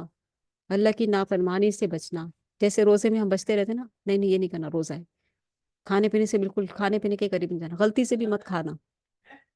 حالانکہ جو غلطی سے کھاتا ہے اسے اللہ کھلاتا ہے، یہ بھی حدیث میں آیا ہے. روزے دار سے اللہ کیسی کیسی محبت کرتا ہے. غلطی سے کھا لیا، اچھا کوئی پکڑ نہیں ہے، اللہ نے کھلایا ہے، اللہ کو تجھ پہ پیار آ گیا تھا، اللہ نے تجھے کھلا دیا، تو روتا کیوں ہے؟ رو رو کے بےچارے رونے لگ جاتے ہیں، یا اللہ میرے سے غلطی ہو گئی معاف کر دے، یا اللہ مجھ سے غلطی ہو گئی مجھے معاف کر دے. اللہ مسکرا رہا ہے، اللہ کو پیار آ رہا ہے، میرے بندے میں نے تو خود تجھے کھلایا ہے، مجھے تجھ پہ پیار آ گیا تھا، اس لیے تو کیوں ڈرتا ہے؟ تجھ پہ کوئی گناہ نہیں. اچھا، پھر یعنی کہ حرام کمائی اور حرام کاموں سے بچنا ہے. منع کیا گیا کہ دوسروں کا مال ناحق طریقے سے مت کھاؤ. مال کی جو اہمیت ہے نا، وہ آپ یقین کریں کہ قرآن مجید میں اس قدر زیادہ آئی ہے. ایک تو حلال مال، اور دوسرا یہ کہ مال خرچ کرنے کی اہمیت اس قدر آئی ہے. اب ہم پڑھنے جا رہے ہیں اس کو، ٹھیک ہے، غور کریں گے. جس کی کم مال خرچ کرنے کی توفیق ہے وہ کم مال خرچ کر کے سکون حاصل کر سکتا ہے. جس کی زیادہ مال خرچ کرنے کی توفیق ہے وہ زیادہ مال خرچ کر کے سکون کر سکتا ہے حاصل. اللہ تعالیٰ سب کو قدر کے ساتھ دیکھتا ہے. اللہ تعالیٰ انصاف والا ہے. اللہ تعالیٰ کسی کے ساتھ نا انصافی نہیں کرتا. اللہ سب سے ایک جیسی محبت کرتا ہے. صرف اللہ تعالیٰ اخلاص دیکھتا ہے. میرے بندے تیرے اخلاص کیا ہے؟ میرے بندے تیرے اخلاص کیا ہے؟ برابر والا بھوکا ہے آپ کے پاس، ایک روٹی آدھی روٹی آپ نے اس کو دے دی، یا اللہ تیری رضا کی خاطر یہ بھی کھا لے، اس کا بھی پیٹ بھر جائے گا. تو اللہ تعالیٰ، اللہ کے رسول نے فرمایا دونوں کو وہ ایک روٹی کافی ہو جائے گی، اللہ اس میں اتنی برکت دے گا. اس لیے چھوٹی موٹی نیکی سے بھی مت پیچھے ہٹیں. 24ویں رکوع میں مسلمانوں کو، اچھا اس کا عنوان ہے اللہ کی راہ میں قتال اور انفاق کا حکم. ظاہر ہے مدنی دور ہے، مشرکین مکہ ڈٹے ہوئے ہیں کہ مارو، ملیا میٹ کر دو، ختم کر دو ان کو، حملہ کرو ان کو. تو 24ویں رکوع میں مسلمانوں کو مشرکین مکہ کے خلاف جنگ کرنے کا حکم دیا گیا. مکی دور میں اس کی اجازت نہیں تھی. مکی دور میں مسلمان مار کھاتے تھے، کوئی پتھروں سے مار رہا ہے، کوئی ہاتھوں سے مار رہا ہے، کوئی کوڑوں سے مار رہا ہے. حضرت بلال کا کیا حال کیا تھا یاد ہے نا آپ کو، کتنی کتنی سختیاں دی گئیں. اور پھر حضرت سمیہ کا کیا حال کیا تھا ابو جہل نے، ابو لہب کے ابو جہل، ان کی لونڈی تھی وہ، ان کی دونوں ٹانگوں پر رسی باندھی اور اونٹوں کی لگام کھول دی. اونٹوں نے باندھ کر، اور اونٹوں نے بھاگ کر انہیں چیر پھاڑ دیا. یہ انہیں ایمان کی سزا دی گئی تھی. ہم؟ مشرکین مکہ اس وقت مسلمانوں نے تلوار ہاتھ نہیں اٹھایا، اللہ کے رسول کو پتھر مارتے تھے. خون بہ رہا ہے پیشانی سے، اللہ اکبر. حضرت حمزہ آئے، دیکھا خون بہ رہا ہے، چلے گئے. ابو جہل نے تب پتھر مارا تھا، گئے کرے کرے بان پکڑ لیا، گلا دبایا. تو ابو جہل نے کہا کیا تو بے دین ہو گیا ہے؟ تو حضرت حمزہ نے کہا ہاں میں بے دین ہوں. ہاں ہاں میں بے دین ہو گیا ہوں. حالانکہ وہ بھی ایمان نہیں لائے تھے. اور دیکھیں اس الفاظ کی زبان سے نکلنے کی برکت سے وہ اگلے دن ہی یا تو 2 دن بعد ہی جو ہے ایمان لے آئے. اور ان کے ایمان لانے کے 3 دن بعد ہی حضرت عمر فاروق بھی ایمان لے آئے تھے. اور پھر اس طرح مسلمانوں کی تھوڑی طاقت بحال ہو گئی تھی. مشرکین مکہ کے ہاتھ رک گئے تھے. وہ ڈرتے تھے کہ اب تو 2 بڑے سردار مسلمان ہو گئے ہیں، اب ہم مسلمانوں کو مار پیٹ نہیں کر سکتے. حالانکہ حضرت حمزہ اور حضرت عمر فاروق اتنے جوش والے تھے، اتنے جوشیلے، اتنے غسیلے تھے کہ وہ کہتے تھے کہ ہم تلوار اٹھائیں اور گردن کاٹ دیں. لیکن اللہ کے رسول کہتے تھے نہیں، ابھی نہیں، ابھی نہیں، رکو، ابھی نہیں، صبر، ابھی حکم نہیں آیا. مکی دور میں اس کی اجازت نہیں تھی. فرمایا گیا کہ مشرکین سے دین کے غلبے کی منزل سر ہونے تک جنگ کرتے رہو. اب حکم آ گیا، اب مدینہ میں آ گئے نا، اب ڈر ہے کہ مشرکین مکہ آ رہے ہیں حملہ کرنے کے لیے. پہلی جنگ کون سی تھی؟ جنگ بدر کی. جنگ بدر ہوئی تھی، غزوہ بدر. غزوہ بدر میں ابو جہل جو تھا وہ کافروں کا سردار تھا، اور ادھر محمد صلی اللہ علیہ وسلم آپ جو ہے اپنے مسلمانوں کی سردار تھے. ٹھیک ہے، اچھا، علم بردار. تو وہاں پر کیا ہوا کہ جب بدر کے مقام پر پہنچ کے ابو جہل اور یہاں سے مسلمان، تو یہاں سے محمد صلی اللہ علیہ وآلہ وسلم اپنے دونوں ہاتھ بلند کر کے اللہ تعالیٰ سے مناجات کر رہے ہیں کہ اے اللہ، اے اللہ ہمیں کامیابی دینا، اے اللہ ہمیں کامیابی سے سرفراز کرنا. اور دوسری طرف ابو جہل بھی اللہ ہی سے دعائیں کر رہا تھا. اس بات پہ غور کیجئے. ابو جہل بھی کافروں کا سردار، ابو جہل بھی کہہ رہا تھا اے اللہ ہمیں کامیابی دینا، اے اللہ ہمیں کامیابی دینا، اے اللہ ہمیں فتح یابی دینا. कोई बात समझ में आ रही है आप लोगों के कि नहीं?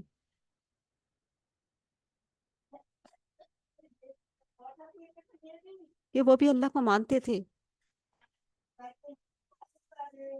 लेकिन उन्होंने कुछ बुजुर्ग हस्तियां बना रखी थी ताजीम के लिए, उन्होंने अल्लाह के रसूल की बात नहीं मानी। अल्लाह के रसूल ने कहा देखो इनको छोड़ दो, खत्म करो इनको।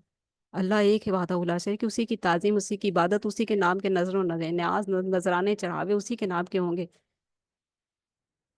उन्होंने कहा हम तो नहीं मानते, तुम कौन सा दीन लेकर आए हो, हम तो अपने बाप दादा के दीन को मानेंगे, हम अल्लाह को मानते हैं। हाजियों की खिदमत करते थे, तवाफ करते थे, अल्लाह को मानते थे, वो खुद को मुसलमान कहते थे। अब एक तरफ वो वाले मुसलमान और एक तरफ ये वाले मुसलमान, उनको मुशरिक कहा गया, जिन्होंने एक अल्लाह की इबादत की तरफ नहीं आए, और भी दूसरी भी हस्तियां इबादत में शामिल कर रखी हुई थी। और जो है इधर खालिस होकर अल्लाह की इबादत करने वाले लोग शामिल थे आप सल्लल्लाहु अलैहि वसल्लम के साथ। तो अब हमें चेक करना है कि हम कौन से मुसलमान हैं। हमें भी तो चेक करना है ना कि हम कौन से मुसलमान हैं। वो भी तो खुद को मुसलमान कह रहे थे, और हम भी अपने आप, और इधर आप सल्लल्लाहु अलैहि वसल्लम के साथ ही जो थे वो भी मुसलमान थे। क्या हमने एक अल्लाह की वाहदहू ला शरीक की रस्सी पकड़ी हुई है या नहीं, या हमने और भी कोई रस्सियां लड़ियां शामिल की हुई हैं? मुशरिकीन मक्का की रस्सियां लड़ियां शामिल थी अल्लाह के साथ, इसलिए उन्हें मुशरिक कहा गया। काफिर इसलिए कहा गया कि उन्होंने अल्लाह के रसूल की बात नहीं मानी। कफर माने उसने इनकार किया। काफिर इनकार करने वाला, अल्लाह के रसूल की बात का इनकार करने वाला काफिर कहलाता है, इसलिए उन्हें काफिर कहा गया कुरान मजीद में। काफिर, काफिरून, काफिरीन। और जिन्होंने अल्लाह के रसूल की बात मान ली, उन्हें मोमिनीन कहा गया। दोनों अल्लाह को मानते थे। ठीक है, फर्क क्या है? हमने अपने आप को चेक करना, हम कौन से वाले मुसलमान हैं। आज के दौर में भी ऐसे मुसलमान हैं। हमें अपने आप को चेक करना, हम कौन से मुसलमान हैं। अल्लाह की वादाउल आशरी की वाहिद रस्सी पकड़ने वाले, या और भी दूसरी तीसरी लड़ियां शामिल कर रखी हैं हमने। इसीलिए तो ऊपर हम पढ़ के आए अशद तो हुब्बल्लिल्लाह, वो अल्लाह की मोहब्बत में शदीद है। वो अल्लाह से शदीद मोहब्बत करते हैं, उसके जैसा कोई नहीं है। कि उसकी मोहब्बत में सारे नेकी के काम करते हैं, करते चले जाते हैं। ठीक है, उम्मीद है कि बात समझ आ गई होगी। अबू जहल और आप सल्लल्लाहु अलैहि वसल्लम दोनों ही अल्लाह से दुआएं कर रहे थे, लेकिन अबू जहल की गर्दन काटी गई और आप सल्लल्लाहु अलैहि वसल्लम सुरखरू हुए। मुसलमान जीत गए, जंग बदर में फतह हुई और माले गनीमत भी मिला। तो अब हम यहाँ देखते हैं कि मक्की दौर में इसकी इजाज़त नहीं थी, यानी मार पीट की। फरमाया गया कि मुशरिकीन से दीन के गलबे की मंजिल सर होने तक जंग करते रहो, यानी अब मदीने में आ गए हो तो अब जंग करो। अलबत्ता हर किस्म की ज्यादती से मना किया गया, यानी कि ज्यादती नहीं होनी चाहिए। किसी बुजुर्ग, किसी बच्चे, किसी औरत को बिला वजह मत कत्ल करना। जो तुम्हारे सामने तलवार लेकर आ रहा है उससे लड़ो। ऐसे लोगों को माफ करने का हुक्म दिया गया जो जुल्म और शिर्क से बाज आ जाएं। जुल्म और शिर्क, शिर्क जुल्म ही तो है, और क्या है। अल्लाह ताला बर्दाश्त ही नहीं करता अपने साथ किसी को। जैसे एक शौहर अपनी बीवी के लिए बर्दाश्त नहीं कर सकता किसी गैर महरम को। कितना नाजुक रिश्ता है। अल्लाह और बंदे का तो और भी ज्यादा नाजुक रिश्ता है। यही तो समझा रहा है पूरा कुरान। यही तो समझा रहा है पूरा कुरान। समझने की बात ही तो ये है। थोड़ा सा रुख चेंज करना है, बस डायरेक्शन दुरुस्त हो गई तो बेड़ा पार हो जाएगा। डायरेक्शन में कुछ रही, कमी पेशी रही, कोई मिलावट रही, तो बस फिर बहुत मुश्किल हो जाएगी। यही चीज कुरान मजीद समझा रहा है, हमें समझने की जरूरत है।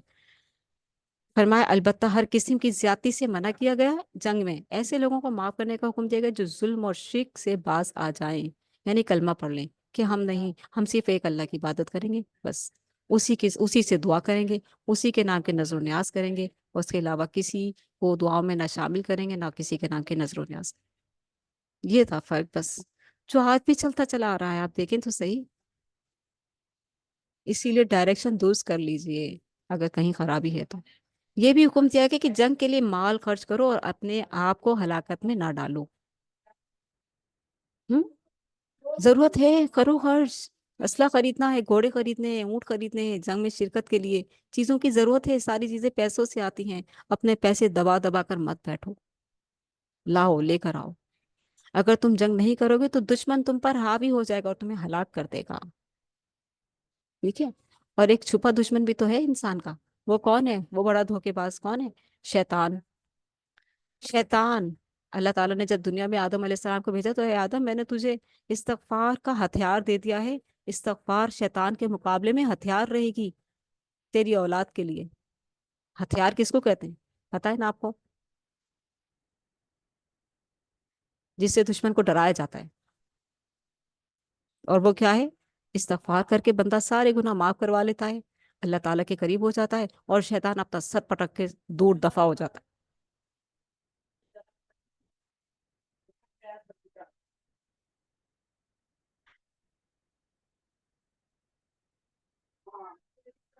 اچھا جی، رکو نمبر 25. پورے کے پورے اسلام میں پر عمل کرو. پورے کے پورے اسلام میں داخل ہو جاؤ. دیکھیں ترتیب بار اللہ تعالیٰ کس طرح تذکیہ فرما رہے ہیں کہ کوئی کمی بیشی نہیں رہنی چاہیے، کوئی لچک نہیں. اللہ کی محبت سے اللہ کی محبت سے آپ نے وہ کرنی ہے. کیا کہتے ہیں اس کو؟ آ، اللہ کی محبت سے اگر آپ نے سچائی کے ساتھ محبت کرنی، وفا کرنی ہے، تو بس پھر وفا ہی پر رہنا. ٹھیک ہے، یہ وفا بہت ضروری ہے. پورے کے پورے اسلام میں پر عمل کرو. 25ویں رکو میں مناسک حج کا ذکر ہے. مناسک حج کا ذکر. حج کے موقع پر دعاؤں کے لیے وسیع وقت ہوتا ہے. وسیع. کچھ بد نصیب وہاں پر اللہ سے صرف دنیا مانگتے ہیں. اے اللہ مجھے فلاں فلاں بزنس دے دے، اے اللہ مجھے اولاد دے دے، اے اللہ مجھے اچھی بیوی دے دے، اے اللہ مجھے یہ دے دے، اے اللہ مجھے وہ دے دے. ہم؟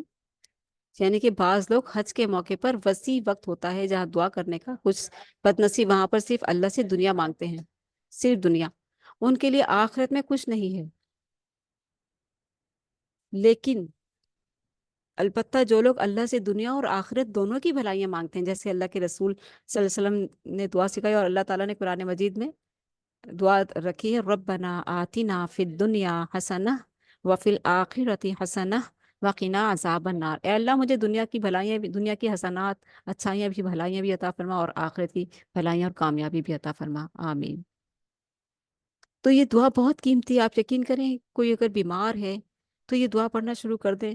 اس دعا میں بہت فائدے ہیں، بہت فائدے ہیں، اتنے فائدے ہیں، اتنے بینیفٹس ہیں کہ بیان سے باہر.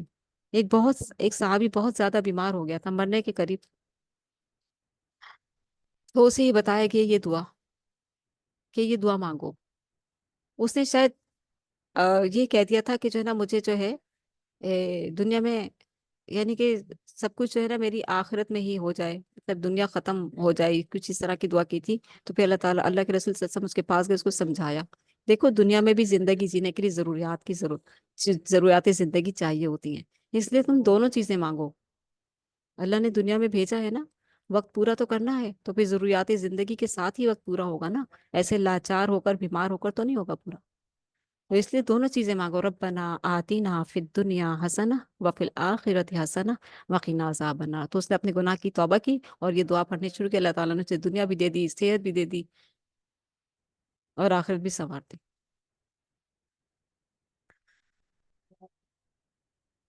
تو ہم دیکھتے ہیں یہاں پر کہ 25 رکو میں مناسک حج، جو کہتے ہیں کچھ لوگ دنیا مانگتے ہیں اور کچھ لوگ دنیا اور آخرت دونوں کی بھلائیاں مانگتے ہیں، ان کے لیے آخرت میں ان کی نیکیوں کا بھرپور اجر ہے.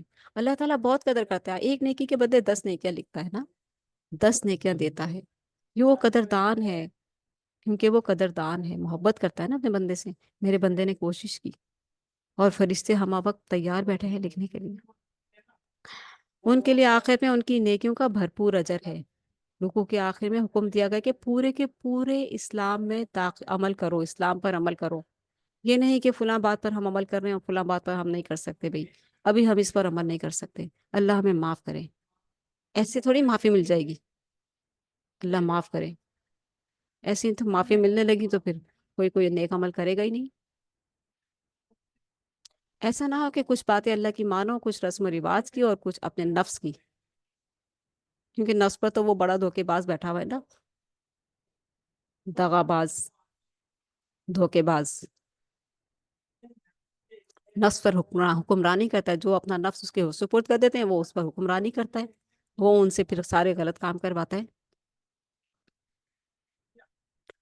اور جس نے اس کو وہاں سے نکالا ہوا ہے، اللہم آتی نفسی تقواہا وزکیہا انت خیر من زکاہا انت ولیہا و مولاہا، کہ تو ہی میرے نفس کا ولی ہے، دوست ہے، اور تو ہی میرے نفس کا مولا ہے۔ اے اللہ مجھے پاکیزگی عطا فرما، اللہم آتی نفسی تقواہا، اے اللہ مجھے نفس کی پاکیزگی عطا فرما، وزکیہا انت خیر من زکاہا، اور تو اس کو پاک کر دے جیسے تو پاک کرتا ہے، انت ولیہا و مولاہا، تو ہی اس کا دوست ہے اور تو ہی اس کا مولا ہے، یعنی کہ میرے نفس کا تو ہی واحد ہے، تو نے اس کی حفاظت کی تو وہ محفوظ رہے گا، ورنہ آخر وہ بڑا دھوکے باز بیٹھ جائے گا، یہ بھی کر لو وہ بھی کر لو، کچھ نہیں ہوتا، چلو ابھی تو کر لو بعد میں دیکھی جائے گی، نہیں ایسے تھوڑی ہوگا بعد میں دیکھی جائے گی۔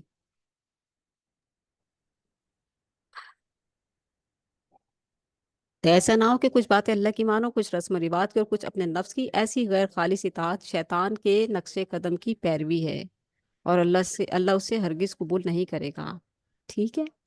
بس اللہ تعالی ہم سب کو توفیق دے کہ ہم جو ہے اس پہ احتیاط کریں، ٹھیک ہے؟ کسی کا مائک آن تھا، میں نے آف کر دیا ہے، آف ہی رہنے دیجیے۔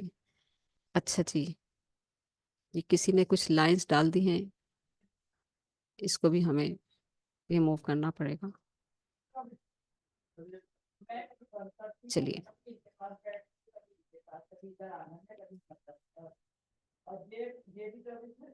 پورے کے پورے اسلام میں داخل ہو جاؤ، ٹھیک ہے؟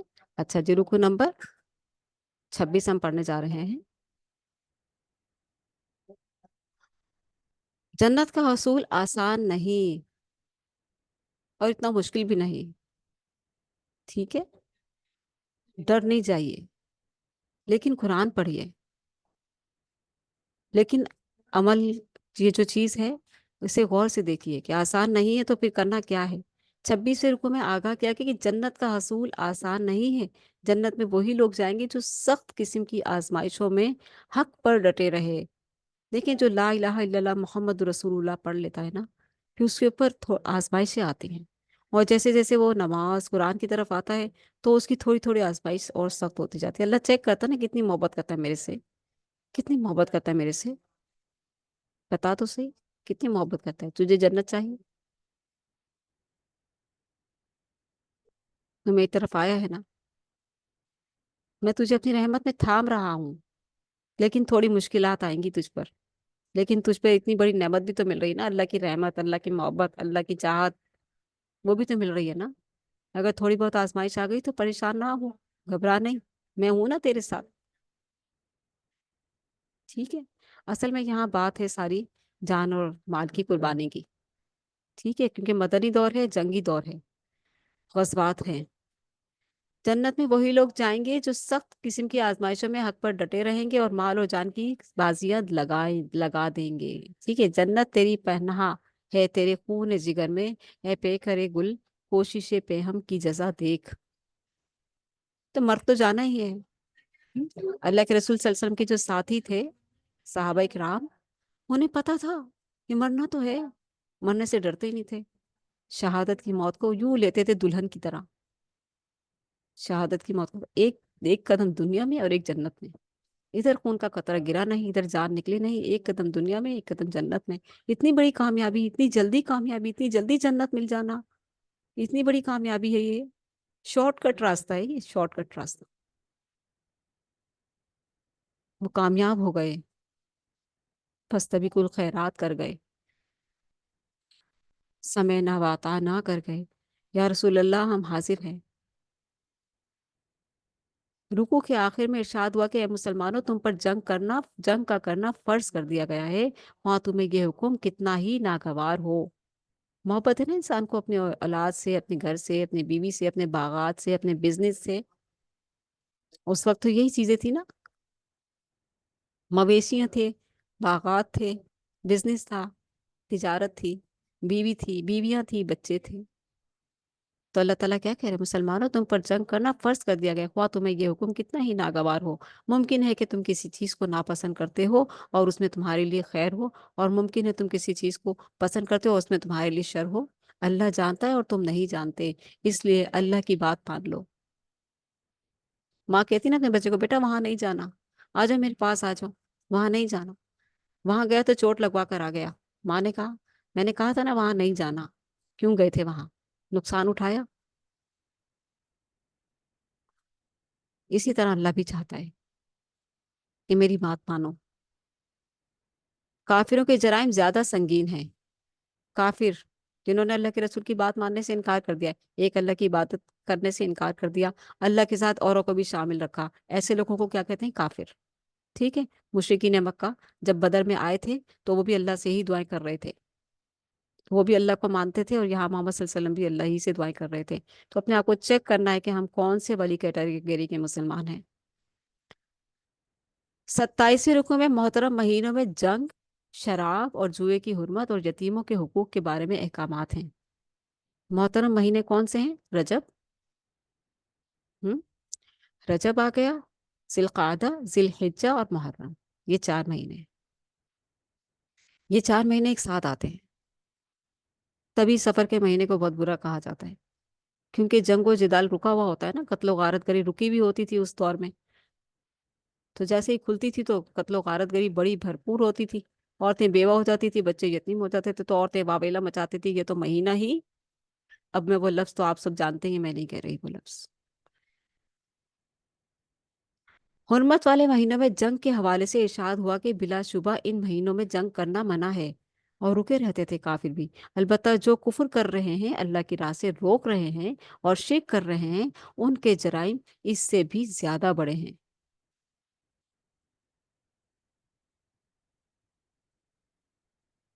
वाजे किया कि जब मुसलमान मदीना आ गए थे तो अल्लाह के घर की याद तो आती थी ना, दिल करता था ना वहां जाएं, तवाफ करें, उम्रा पढ़ें, लेकिन नहीं आने देते थे मुशरिकीन मक्का। तो अल्लाह की राह से रोक रहे हैं और शिर्क कर रहे हैं, उनके लिए उनके जराइम इससे भी ज्यादा बड़े हैं। वाजे किया गया कि जन्नत के सही उम्मीदवार वो लोग हैं जो ईमान लाए अल्लाह की, यानी कि अल्लाह के रसूल की बात मान ली उन्होंने। ये है ईमान का दायरा। आप देखिए, हर कौम दुनिया की खुदा को मानती है, हर कौम में दुनिया की मोहब्बत रची हुई है, हर कौम खुदा को मानती है। और बहुत सी कौमें अल्लाह वादा ला शरीक को मानती हैं, लेकिन तरह तरह तरह के तरीकों से। कि अल्लाह के रसूल सल्लल्लाहु अलैहि वसल्लम ने जो दावत दी वो वाहदहू ला शरीक, एक अल्लाह की इबादत की दावत दी, जिसे मानकर लोग कामयाब हो गए। अच्छा जी। तो वाजे किया गया कि जन्नत के सही उम्मीदवार वो लोग हैं जो ईमान लाए, ला इलाहा इल्लल्लाह दिल की गहराइयों से पढ़ लिया, और शिर्क की गंदगी से पाक कर लिया खुद को, और मोहम्मद रसूलुल्लाह की जो सुन्नत है मुबारक उसको मजबूती से थाम लिया, सल्लल्लाहु अलैहि वसल्लम। ये लोग हैं ईमान लाए, अल्लाह की राह में हिजरत की, और फिर माल और जान से अल्लाह की राह में जिहाद किया। अल्लाह की राह में माल लगाने का आला दर्जा यह है कि इंसान ज़रूरत से जायद से हर शे अल्लाह की राह में कुर्बान कर दे। आ गई बात समझ में? या ज़रूरत से जायद चीज़ें जमा कर करके रखने की आदत है? ये वहाँ फुला वक्त काम आ जाएगी, ये फुला वक्त काम आ जाएगी, अरे फुला वक्त और आ जाएगी, अल्लाह और दे देगा। आप अभी तो किसी को दे दो जरूरत के तहत, क्या पता किसी को कितनी जरूरत हो। जरूरत से ज्यादा चीजों को खर्च कर देना चाहिए, यहाँ यही हुक्म है। ठीक है। अल्लाह की राह में कुर्बान कर दो। उस वक्त जो हुक्म था, मदनी दौर है, उस वक्त जो हुक्म था, क्योंकि जंगो जिदाल का दौर था, तो हर हर वक्त ये असले की जरूरत, और सवारियों की जरूरत, और जो है ये सारी चीजों की जरूरत होती थी, तो इसलिए उस वक्त ये हुक्म शिद्दत के साथ आया था। ठीक है। और कयामत तक ही है ये हुक्म। हम जिस तरह से लेते हैं, हमें भी अपनी ज़रूरत से ज़ायद जो चीज़ें हैं उन्हें अल्लाह की राह में देते रहना चाहिए, भर भर के नहीं रखना चाहिए। 28वें रुकू में, 28वां रुकू खवातीन से मुतालिक मसाइल हैं। 28वें रुकू में हैज, जो पीरियड्स आते हैं खवातीन को, कसम, कसम का कफारा 3 रोजे हैं मुसलसल रखने हैं, या 10 मिस्कीन को खाना खिलाना, या 10 मिस्कीनों को कपड़ा पहनाना। ठीक है, अगर कोई कसम खा ले और पूरी ना कर सके।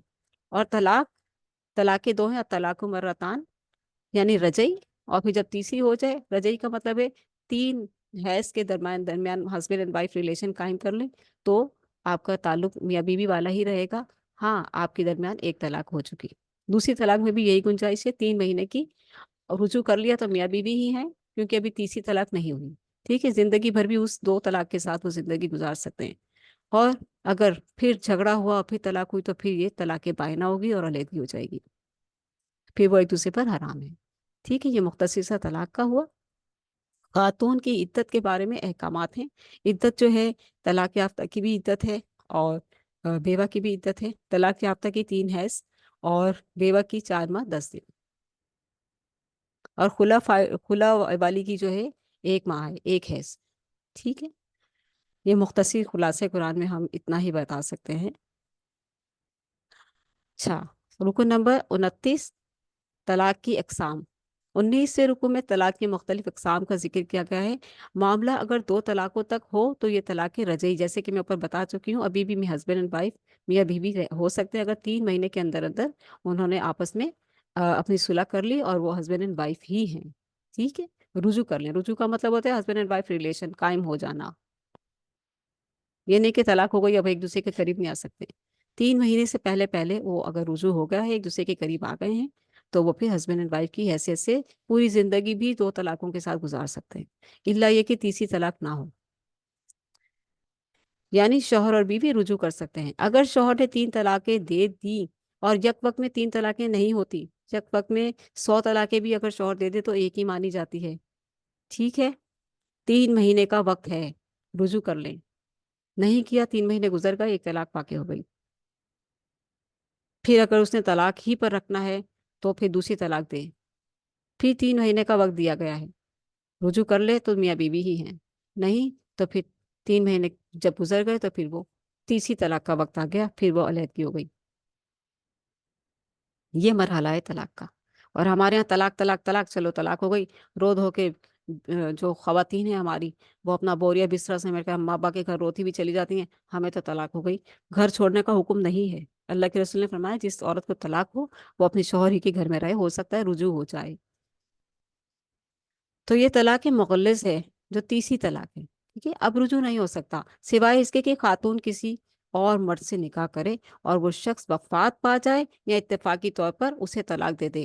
حلال حلول حرام ہے.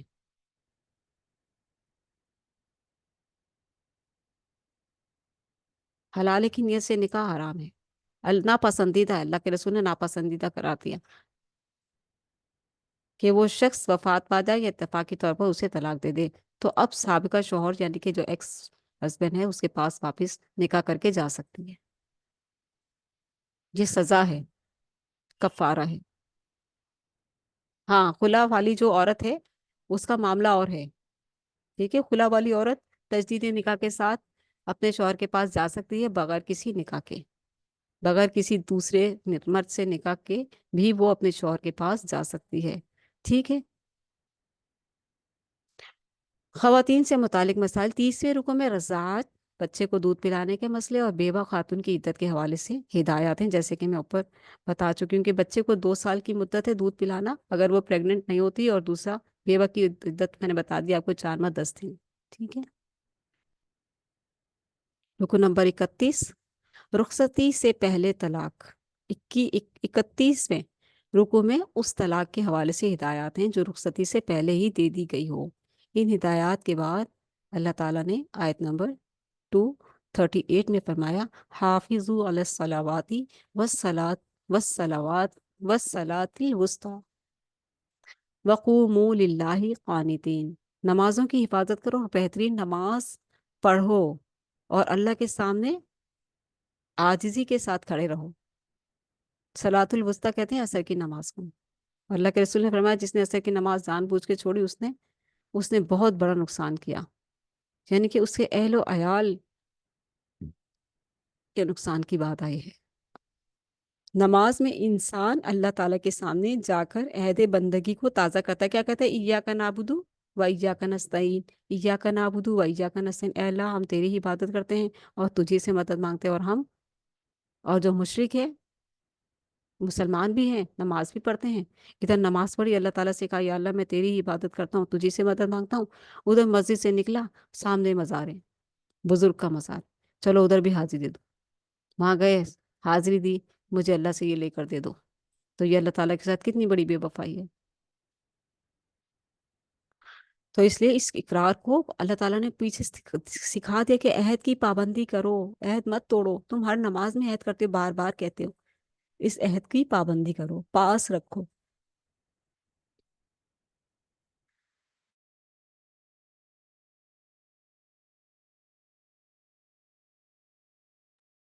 اچھا، کہ اے اللہ ہم تیری ہی عبادت بندگی کریں گے اور تجھی سے مدد چاہیں گے۔ پھر اس اقرار پر قائم رہیں۔ سرکشی نے کرتی ہے دھندلے نقوش بندگی، سرکشی نے کرتی ہے دھندلے نقوش بندگی، یعنی کہ بندگی کا جو ایک وہ تھا، ایک خوبصورتی تھی، وہ دھندلے ہو گئے، دوسری محبتیں بھی آ گئی نا، یعنی مسجد سے نکلے مزار بھی چلے گئے۔ یہ ہے سرکشی، یہ ہے بغاوت، یہ ہے بے وفائی اللہ سے۔ آؤ سجدے میں گریں، لوہے جبیں تازہ کریں۔ اور اس کا مطلب، سرکشی کا مطلب یہ بھی کہ نمازوں کو بے دریک چھوڑتے چلے جانا۔ تو کہا آؤ سجدے میں کریں، گریں، لوہے جبیں تازہ کریں۔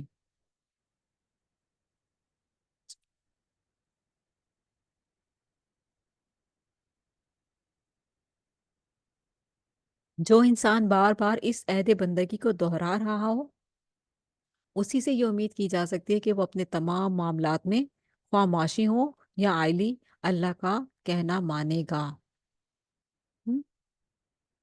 اور کسی قسم کی زیادتی اور تقوی کے خلاف کام نہیں کرے گا۔ زیادتی کیا ہے؟ ظلم، اللہ کے علاوہ اور بھی کسی کو مددگار مان لینا، اللہ کے در کے ساتھ کسی اور کے بھی در کے پاس چلے جانا، در پر چلے جانا، یہ ہے بڑا ظلم۔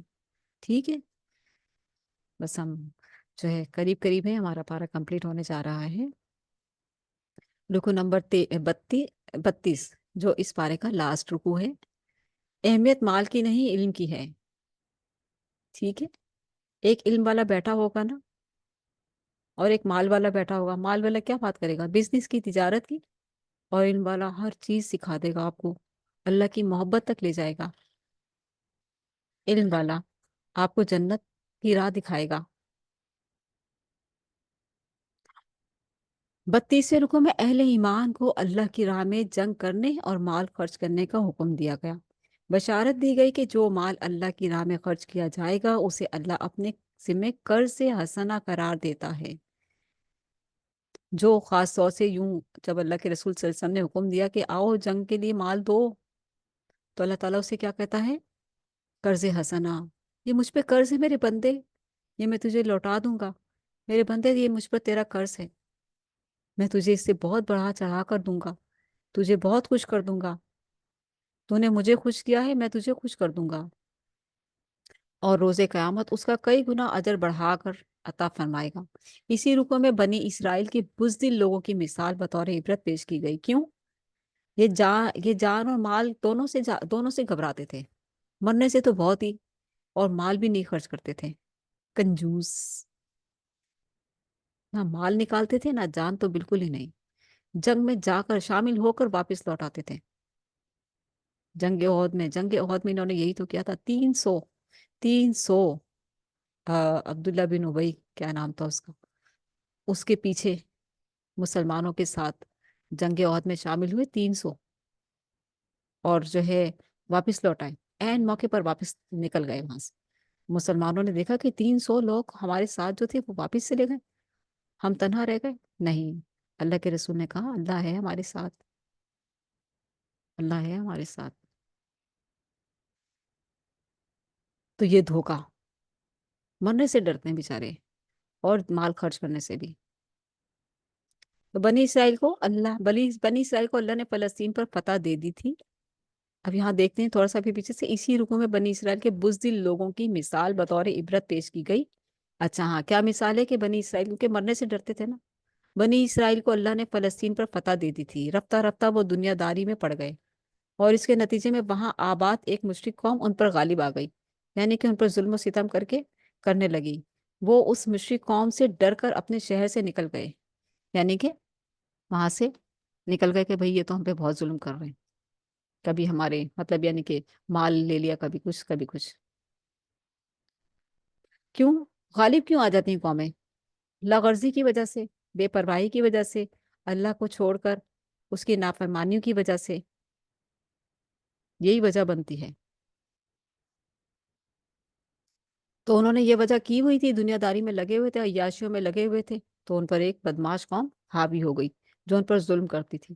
تو وہ لوگ اس علاقے کو، فلسطین کو چھوڑ کر دوسری جگہ آ گئے، نکل گئے. اللہ نے ان پر موت طاری کر دی، موت طاری کی. اللہ نے ان پر موت طاری کی اور پھر دوبارہ زندہ کر دیا. انہیں احساس ہوا کہ جس موت سے ہم ڈر رہے تھے وہ تو یہاں بھی آ گئی. اب ان میں اللہ کی راہ میں جنگ کرنے کا جذبہ پیدا ہوا، جنگ کرنے سے ڈرتے تھے. انہوں نے اس وقت کے نبی حضرت سموئیل علیہ السلام سے بادشاہ مقرر کرنے کی درخواست کی کہ وہ اپنے فلسطین میں دوبارہ جانا چاہتے تھے نا، اپنے ملک کو واپس حاصل کرنا چاہتے تھے. اور مرنے کے بعد انہیں دوبارہ زندگی جب ملی تو ان کے اندر جوش پیدا ہو گیا کہ ہاں، اب ہم کریں گے جنگ، لڑیں گے، اپنا ملک حاصل کریں گے. تو نبی سموئیل نے علیہ السلام نے اللہ کے حکم سے حضرت طالوت کو بادشاہ مقرر کر دیا. بنی اسرائیل نے اعتراض کیا کہ یہ بادشاہ کیسے ہو سکتے ہیں، یہ تو مالی اعتبار سے انتہائی تنگ دست ہیں. اب ان کا دیکھنے کا انداز دیکھیں کیسا تھا کہ کوئی مالدار ہوگا تو ہی بادشاہ بن سکتا ہے. وہ مالداری میں نہیں تھے اتنے، لیکن اللہ تعالیٰ نے ان کو علم اور حکمت سے نوازا ہوا تھا. نبی نے جواب دیا کہ اللہ کی نگاہ میں مال کی نہیں بلکہ علم کی اہمیت ہے. اللہ تعالیٰ نے ان کو علم سے نوازا ہوا ہے، اللہ نے انہیں علم دیا ہے اور جسمانی قوت دی ہے جو کہ جنگ کے لیے ضروری ہے. اللہ ہمیں بزدلی، بخل اور قیل و قال سے بچائے. یہ ساری باتیں اللہ تعالیٰ بنی اسرائیل کی ہمیں کیوں بتا رہا ہے؟ اسی لیے بتا رہا ہے نا کہ ہم اپنے آپ کو چیک کرتے جائیں کہ کہیں ہمارے اندر تو یہ بیماریاں، مصیبتیں نہیں ہیں، یہ گناہ، بیماریاں ہمارے اندر تو نہیں کہیں. اللہ ہمیں بزدلی، بخل اور کیل و قال سے بچائے اور اپنی راہ میں مال اور جان لگانے کی توفیق عطا فرمائے. آمین.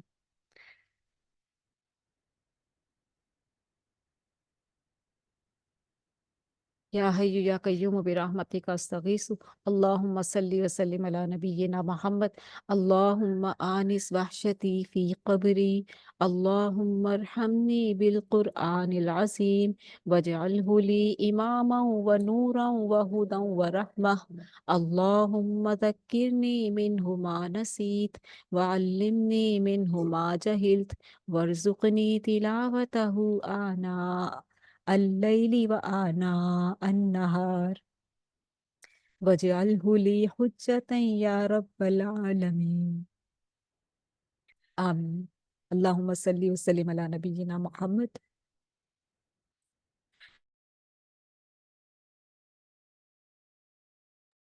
سبحانک اللہم وبحمدک نشہد ان لا الہ الا انت نستغفرک ونتوب الیک. والسلام علیکم ورحمۃ اللہ وبرکاتہ. کل انشاءاللہ اسی ٹائم پر ہم تیسرے پارے کے ساتھ حاضر ہوں گے. اللہ تعالیٰ آپ سب کو اپنے حفظ و امان میں رکھے. آمین. السلام علیکم ورحمۃ اللہ وبرکاتہ. وعلیکم السلام.